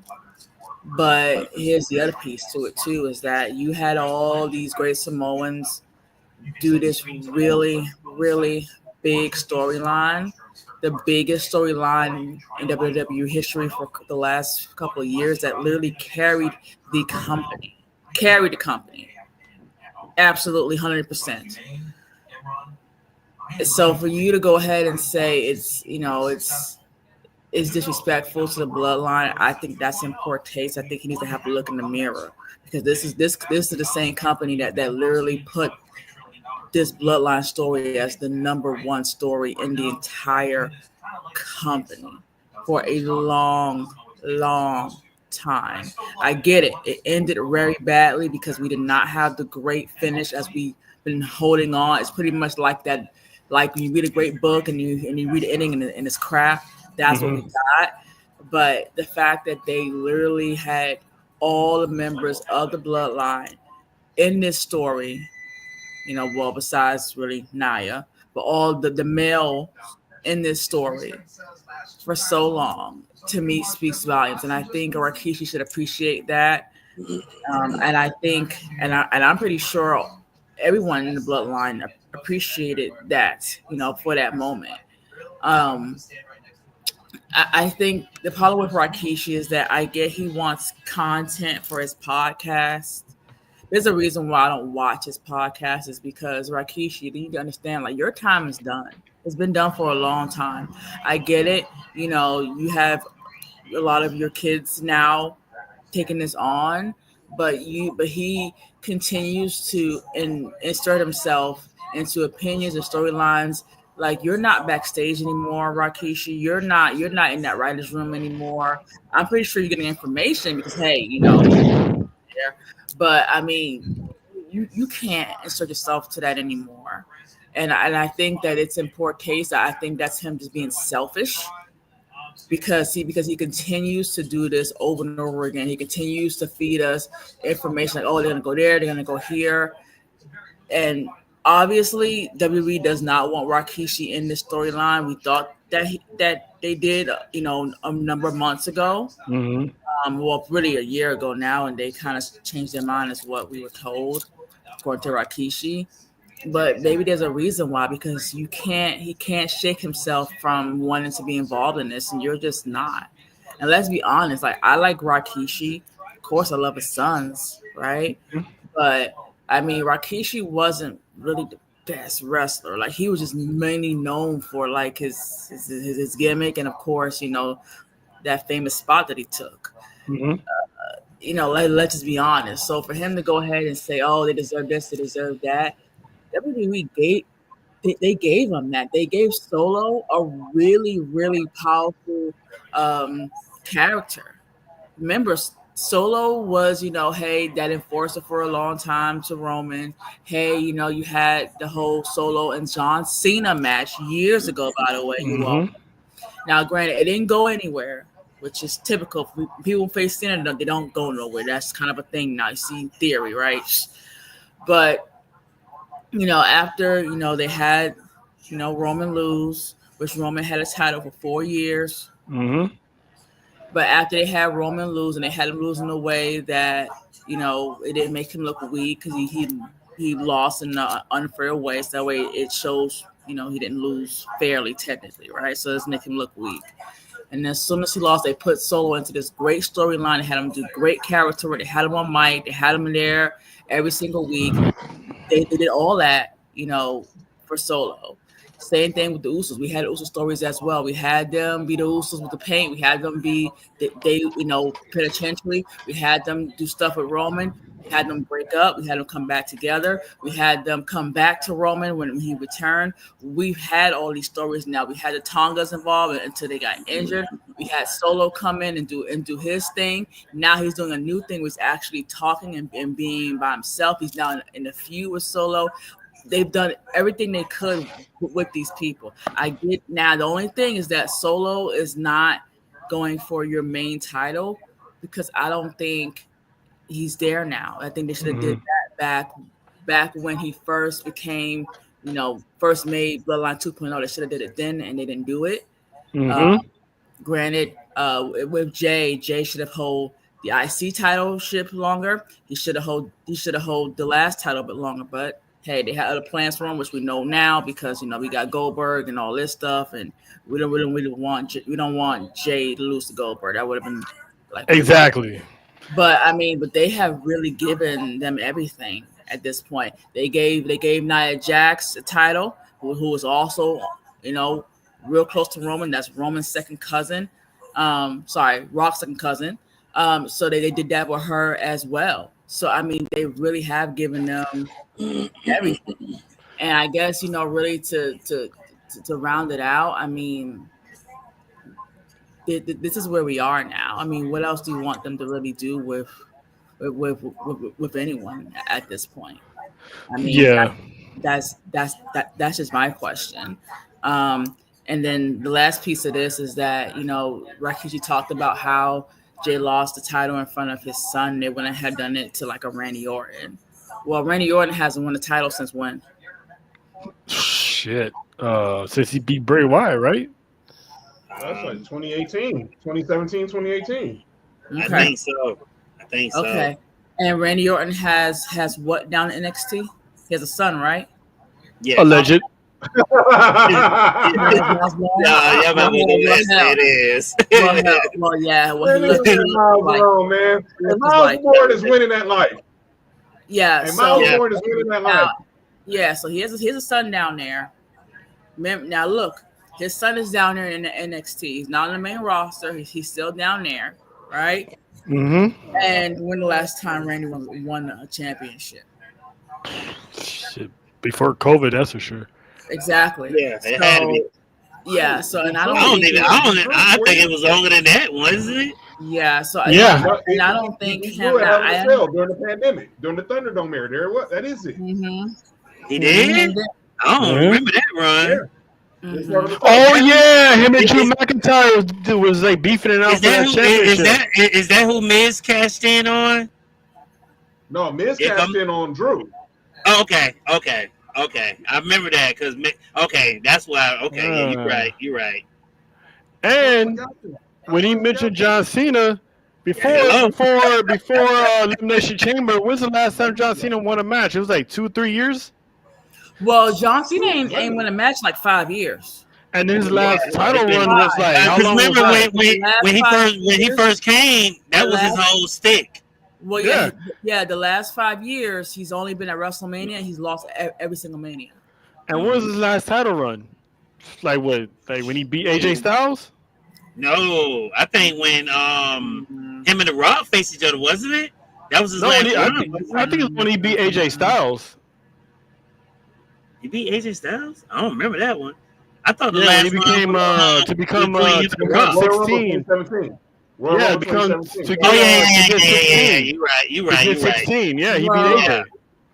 Well, here's the thing: is that the last thing before I pass it on to you, is the last. One of the things that Rikishi said was, he lost the title in front of his son. Jay did, but you can look at it as like that's insensitive, but you can also look at it like it was a moment for him because as you saw, his son literally almost walked out to the damn ramp. He was so close to the edge of the ring entrance, and it was just really a chance for him to see his dad walk out as champion in person one last time. Mm-hmm. And they didn't have to do that. They actually did that for Jay's son, to have him see his dad be champion one last time.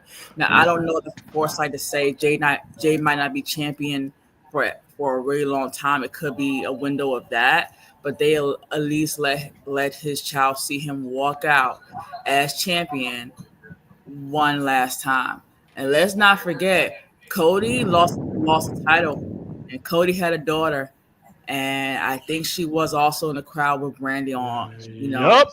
So, in LA, WrestleMania 39. By the way, his daughter is a lot younger than Jay's son. So we're dealing with that. But yeah, I mean, it depends how you look at it. Like I get it, but at the same time, it's like, what else you want them to go ahead and do? And they're still continuing with the story. I mean, you still have the Jacob and Solo. They added JC Mateo. Ooh, 2020, Jesus. That's when the last time Randy won a title.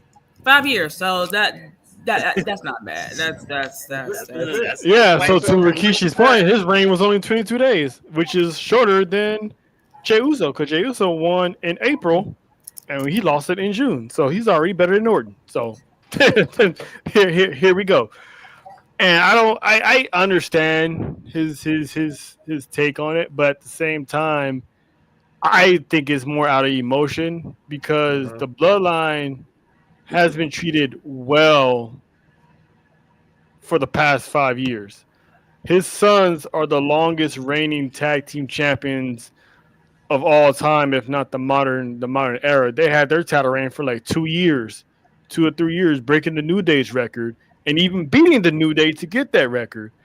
Um, do I like Jey Uso losing? No, but I get why they did it because yes, they had Goldberg and Gunther, but in WWE fashion, it'll bring more hype with the World Heavyweight Championship around it.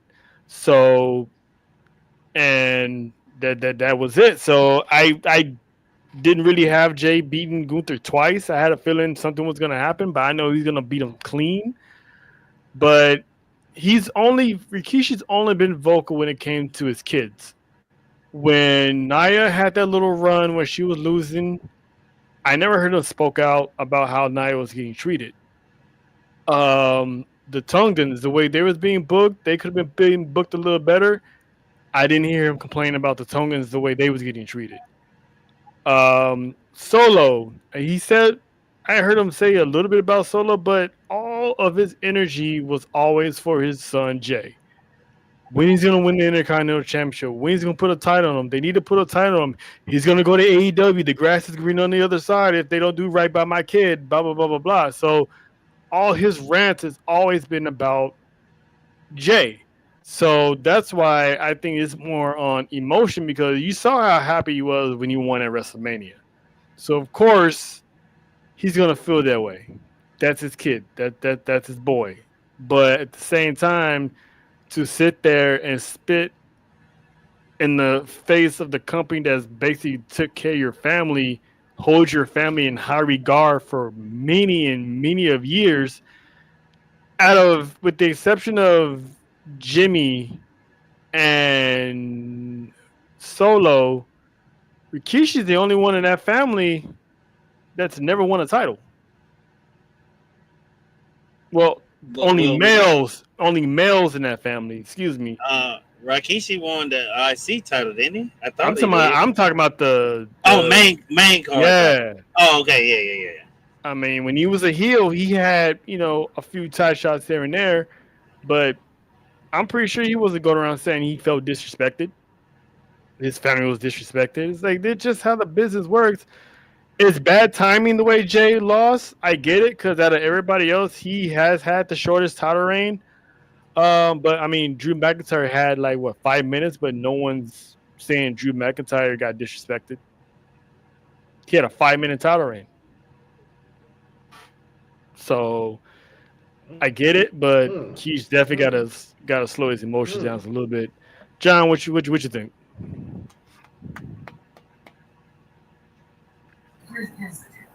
I don't see him on screen anymore. I see a black screen. I just heard him a few minutes ago. While John comes back. But here's the thing too: is that look at what they have to work with. Roman, he's not there a lot for various reasons. Rock ain't there, unfortunately, for various reasons. The Tongas, before they were injured, before one of them was injured, a lot of things where they would call them botulovas, right? Like they said that was me. They weren't doing, but a lot of people were saying they weren't doing well in matches, right? Now I don't know if that was just them needing more practice or that's just being a gimmick. We don't really know, but if that was not a gimmick, there's that. Then we had Solo. Solo is a work in progress. He's building up really, really good. So there's that. Jacob, he just came over, a few months back. So we didn't even have him, a few months ago. He just debuted. JC just came, weeks ago. So so what's your argument? And Nia Jax ain't the best. She's better. She's definitely better. She got a lot better. But before she got better, she had injured multiple superstars seriously, and she came back. She got a lot better, but she ain't. I mean, and to say, I know she doesn't have a wrestling background. She was a model before. She was trained in PC and all that, but she's been around for a number of years now, and for her to be where she is, and the amount of time she's been wrestling now is kind of not really. It's gonna be hard. You can do what you want to do with me, but I mean, really, if you haven't gotten it at this point, then it's not. This is not your career, because she's been around for 8+ years now, wrestling now, 8+. So I mean, there's that. I mean, but what do they do? She still was champion for a bit until she lost to Tiffany. So they still gave her that second shot. So I mean, what else want to do? Jimmy and Jey Usos, they were great tag team champions. Jay did have the IC championship, not for long. He should have had it a little bit longer. But I love Jay, but Jay has some things he needs to work on ring wise.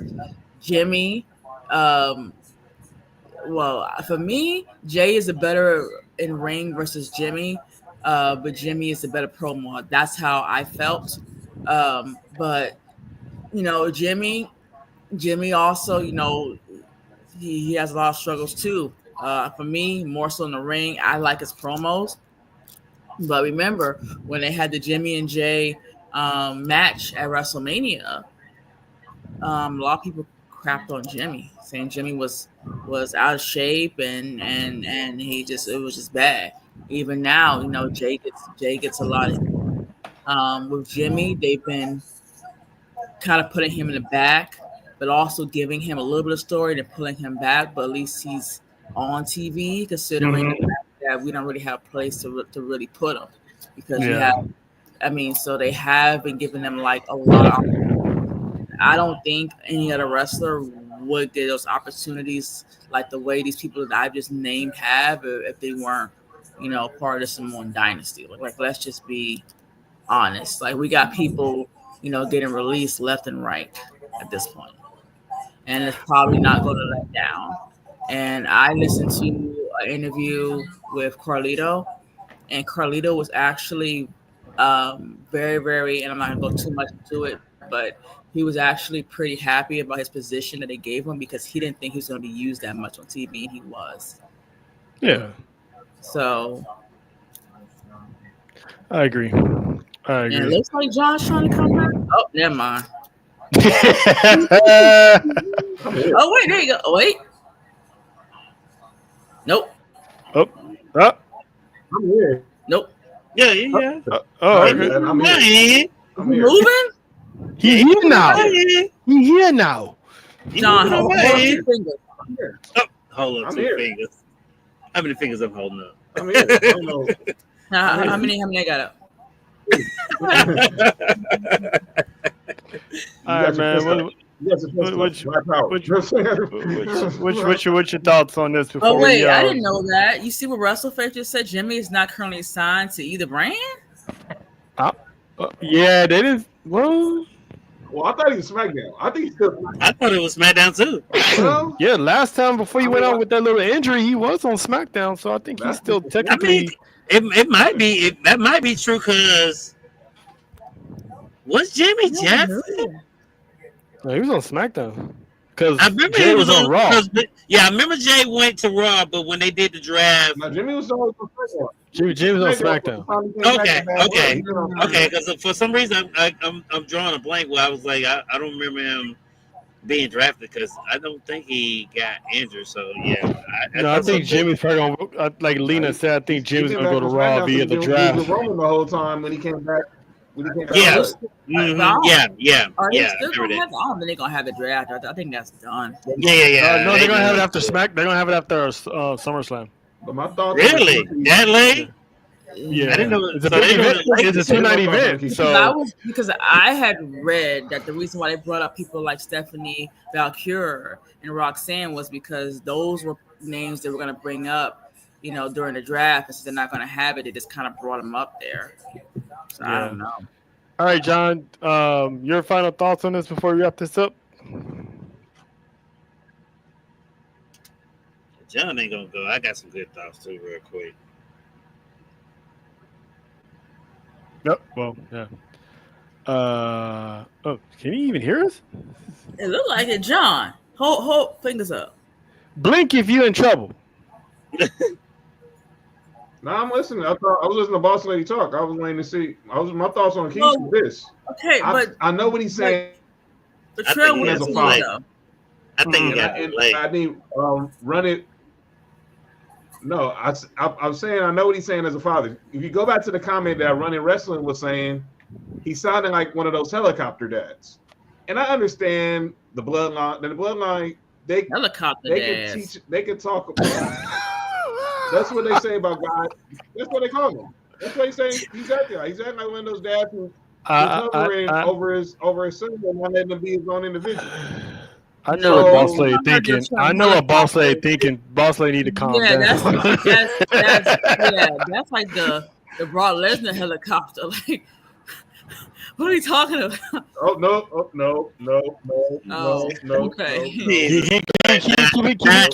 Not that kind of helicopter final boss. Keep it going, John. We gotta wrap this up, man. We gotta wrap this up. No, not that chopper. No. But like I said earlier, I think Jay just took one for the team. I hated to see it ended, but I think he just took one for the team. And Keish being a father, being emotional, but he got to be careful because I get you're a legend, but like Trell was saying, you didn't say that. You only say that about your kids. You don't say that about the whole family.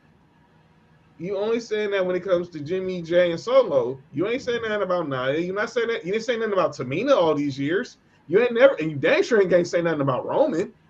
I mean, where was you at when Roman was getting booked like trash in the Vince era? Wearing them dang blue contacts.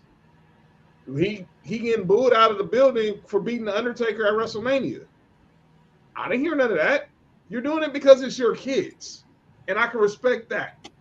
But sometimes, as a father, you gotta know when to pull back and not always exert yourself. Because like I think Boss Lady said earlier, you're trying to live vicarious through them and not let them live their lives. And the Usos are first ballot Hall of Famers. And facts.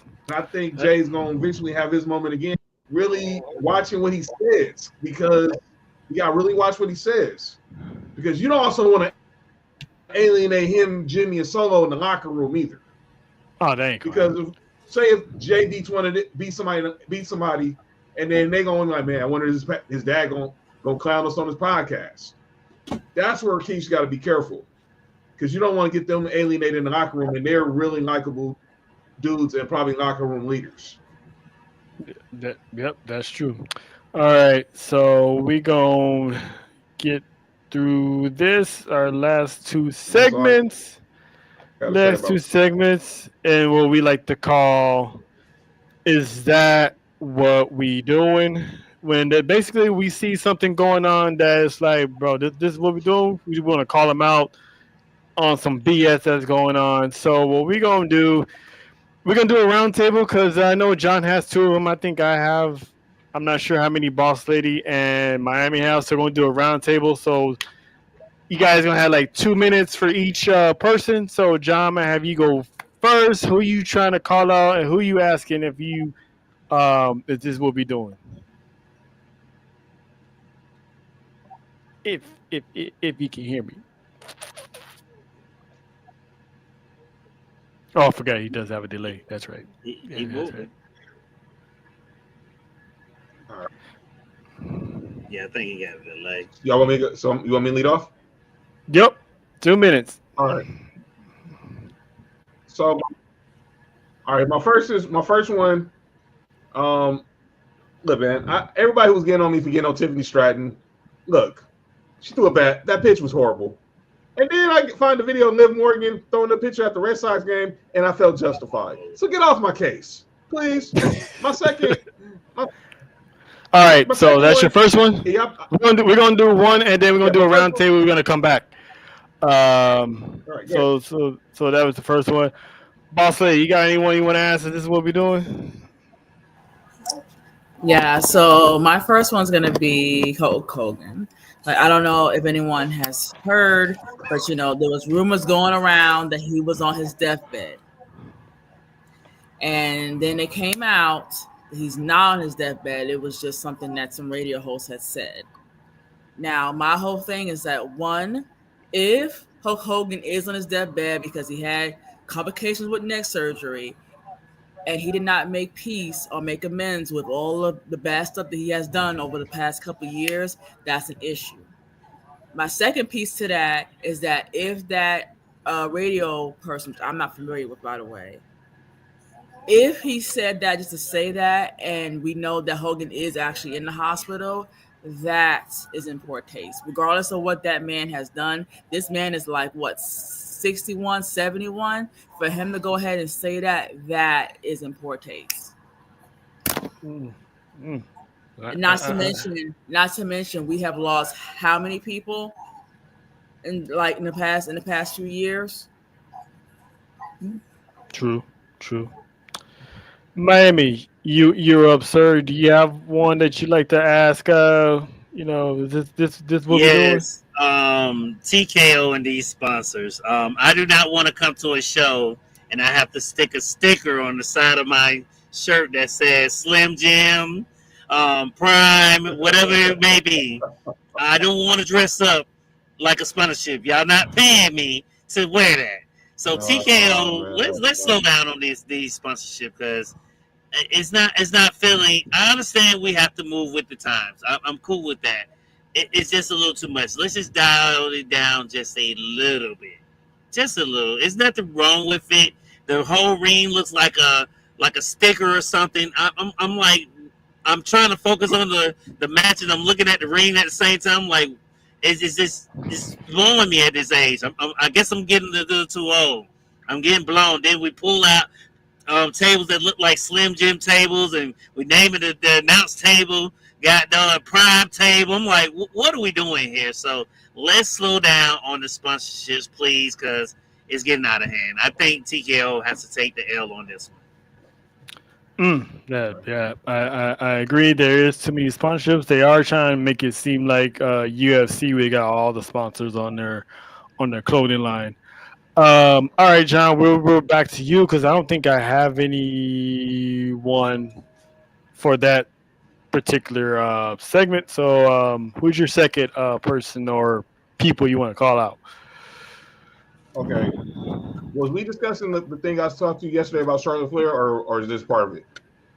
Oh, the Charlotte Flair? Yeah. That's your second one, right? Yeah. Sorry. Yeah. I got that loaded up. Yeah. We already pretty much discussed how the IWC needs to chill out on the depth on that for that Liv Morgan's injury. Miami did that, so we don't have to talk about that. Okay. Charlotte Flair went on Julian Edelman's podcast recently, and she said a couple of things about the main event with her, Becky, and Ronda. She said, first of all, that the match wouldn't have happened. They wouldn't have main evented if it wasn't for Ronda Rousey. Then she come out and says, with the quote that Trail just posted, how there will never happen, that believes women's main event in WrestleMania will never happen again unless the show goes back to one night. If it was the main event of only one night, Becky versus Ronda versus Charlotte, now we have 2 nights. So it's a big deal. Like you have 2 nights, 2 different opportunities. So being that the main event one night was huge, like it'll never happen again unless we go to one night. Here's my question to one Charlotte Flair. What were you in 2021 when Bianca Belair and Sasha Banks became the first 2 black women to main event WrestleMania? Huh? Miss I'm so about the culture? Huh? People who got black people always defending you when we talk about you. You Miss Kobe about the culture, but you didn't even mention the only black women to main event WrestleMania? No, you don't get a pass for that, Charlotte Flair. Cause you bailed out of WrestleMania during the pandemic. Now some people said you had COVID. There's other conspiracy theories that you was having some plastic surgery. No, that ain't my place. But for you to say that no women can make women made it in WrestleMania 2 years after you did is flat out irresponsible. And this is a woman All right. who gets major love from the black community in the IWC. That part. And I you didn't said even know. that? Get that out of here, man. Yeah. You can't say nothing bad about Sometimes. Charlotte Flair. Yeah, I can. But yeah, that Charlotte Flair, the character, sometimes she be really saying some shit that's really outlandish. But we're gonna go on to our last and final segment. This is where the more positive light of things is. My favorite segment, which is we acknowledge, which is pretty much we show, love and respect and admiration to people or a person or something that happened that brings the IW something good to the IWC or to professional wrestling or to the culture itself. Let's see. Do I have it? No, I don't. John, you want to go first on who you want to acknowledge? Again, we do like a Yeah. 2-minute thing, so you can lead off if you want. We start with you. Okay, so last week Trail acknowledged Natalia because she's got some accolades recently from throughout the indie scene and through her what she's been doing for wrestling. I want to piggyback on what he did. And I want to acknowledge the Dungeon 2.0. That is her gym that her and TJ Tyson K. Wilson have established in their home in Orlando that allows wrestlers, not just from WWE, but other indie from other promotions, TNA, AEW, the indies. You see a picture right here. You see Joe Hendry. You see Moose. You see BFAB. You see Dawkins. You see some of the NXT talent. You see Ashanti the Adonis. Brody Lee Jr. You see Lyra Valkyria is there. She has found her and TJ have found a safe space for wrestlers all of any company to come in, perfect their craft, and not just in the ring, but on the mic. Because obviously, I played one promo before when BFAB cut the promo on Naomi, but she also lets them get out there, kind of like their therapy session for what happened for them, like feeling like they get slighted. Like the example, she had BFAB cut a promo on how she felt that she wasn't one of the members, one of the superstars for the Queen of the Ring tournament, and you can tell it's therapeutic for these superstars to get this off their chest, and they grow from it. So I want to acknowledge Natalia and TJ Wilson for giving wrestlers a safe space, no matter what company you work for. That's beautiful. Salute to the Hart family. Salute to the original Hart Dungeon. Yeah, this one right here that started it all, and to have that evolve into what it is, that's definitely dope. I'm gonna take this one and then I'll pass it to Miami and close it out with Boss Lady. I got it's rare that I give flowers to anyone that's not in WWE, but this one was actually I caught a glimpse of this online during the AEW show that they had in Mexico earlier this afternoon. Brody King, who is from California, if I'm not mistaken, Fontana or Rancho, one of those sides over there. Mm-hmm. Obviously, you guys are aware with all the immigration thing that's going on with ICE coming in and fucking up shit, taking people and all this stuff. Brody King showed up to Mexico wearing an abolish ICE shirt to the ring. I thought that was a big time symbol of full support, and shout out to Tony Khan and AEW for allowing him to basically voice his opinion on the matter and allowing him to wear that, because I know sometimes companies they don't want to get involved or have their employees get involved with that, but AEW's always been the alternative of being outspoken on current times. So I just want to take this time to acknowledge Brody King for wearing that shirt, because yes, we should abolish ICE. It's affecting a lot of families that it really shouldn't be affecting, and the way that it's happening, going in schools, you can't even go to the grocery store over here in California and LA without them hiding around a corner. So for him to be aware of that and for him to show support to his people back home, which is here, I think that's pretty dope on his part. And I always had love for Brody King, and that love just got bigger. So I said it on Monday, and I'll keep saying it. We here will always support our Latino brothers and sisters. So shout out to Brody King. Miami, you got anyone you want to acknowledge? Yes, I do. Rhea Ripley. I give her credit for coming out, calling her fans out for attacking Liv from her injury. She called them out and said, that's not what we do. That's not something. Injury is very seriously. It seems that genuine. It's something that normally you don't see other wrestlers do when this situation come out where other wrestlers call out their fans when they're attacking another wrestler. So kudos to Rhea Ripley for doing that with Liv Morgan, even though we know they've been in kayfabe feuds, but she did come out and made her voice be heard, that she did call up her fans and say, hey, that's not cool that we're attacking Liv Morgan. Let's try to show her support and give her good wishes of a speedy recovery. So shouts out to Rhea Ripley. Shout out indeed to Rhea, because Miami said, yeah, this is kayfabe, but at the end of the day, it's a fraternity, it's a brotherhood, it's a sisterhood. Everyone's family, everyone's locked in. Half of these female superstars are neighbors. They live on the same block, so it's despite how we may have feelings toward these characters, like some people we know, but they're still human beings. So that's take that aspect of it and realize, they always gonna look out for each other.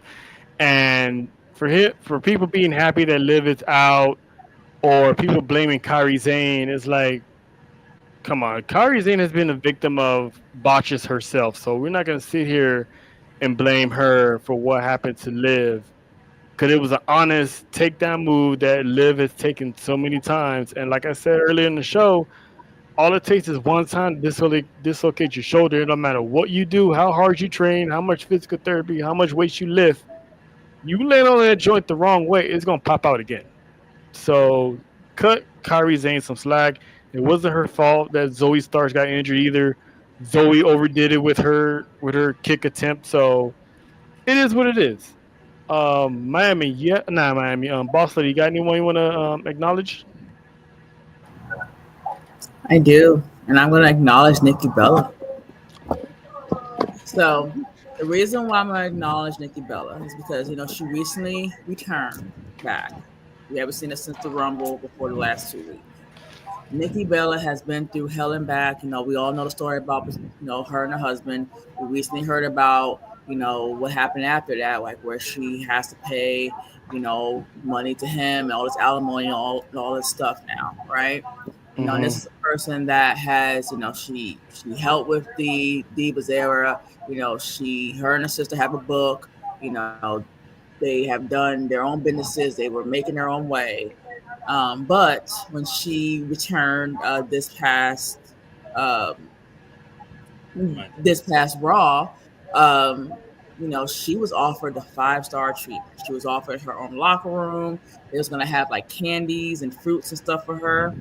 And she denied it and said she didn't want it. She wanted to go ahead and she wanted to be with the rest of the women in the regular locker room. She was going to change her clothes. She was going to eat the same food that they ate from catering.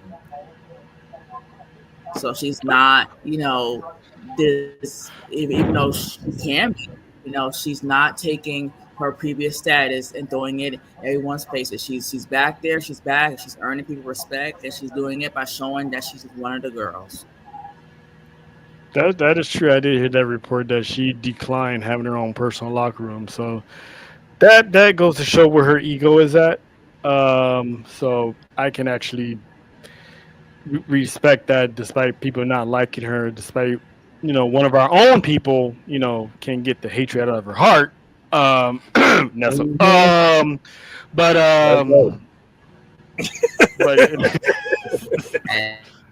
I mean, if she don't like that, she can rotate. But now.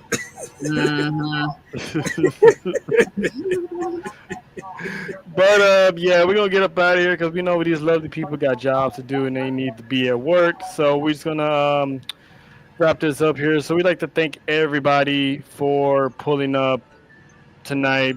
Miami Boss Lady, appreciate y'all for making the family function, the Juneteenth month, very, very, very special, and basically having a controversial take on Bill Goldberg. But I'm not going to get into that again because we spent like 35, 45 minutes on that, which we should have spent 5 minutes on it, which is how long his match is going to be.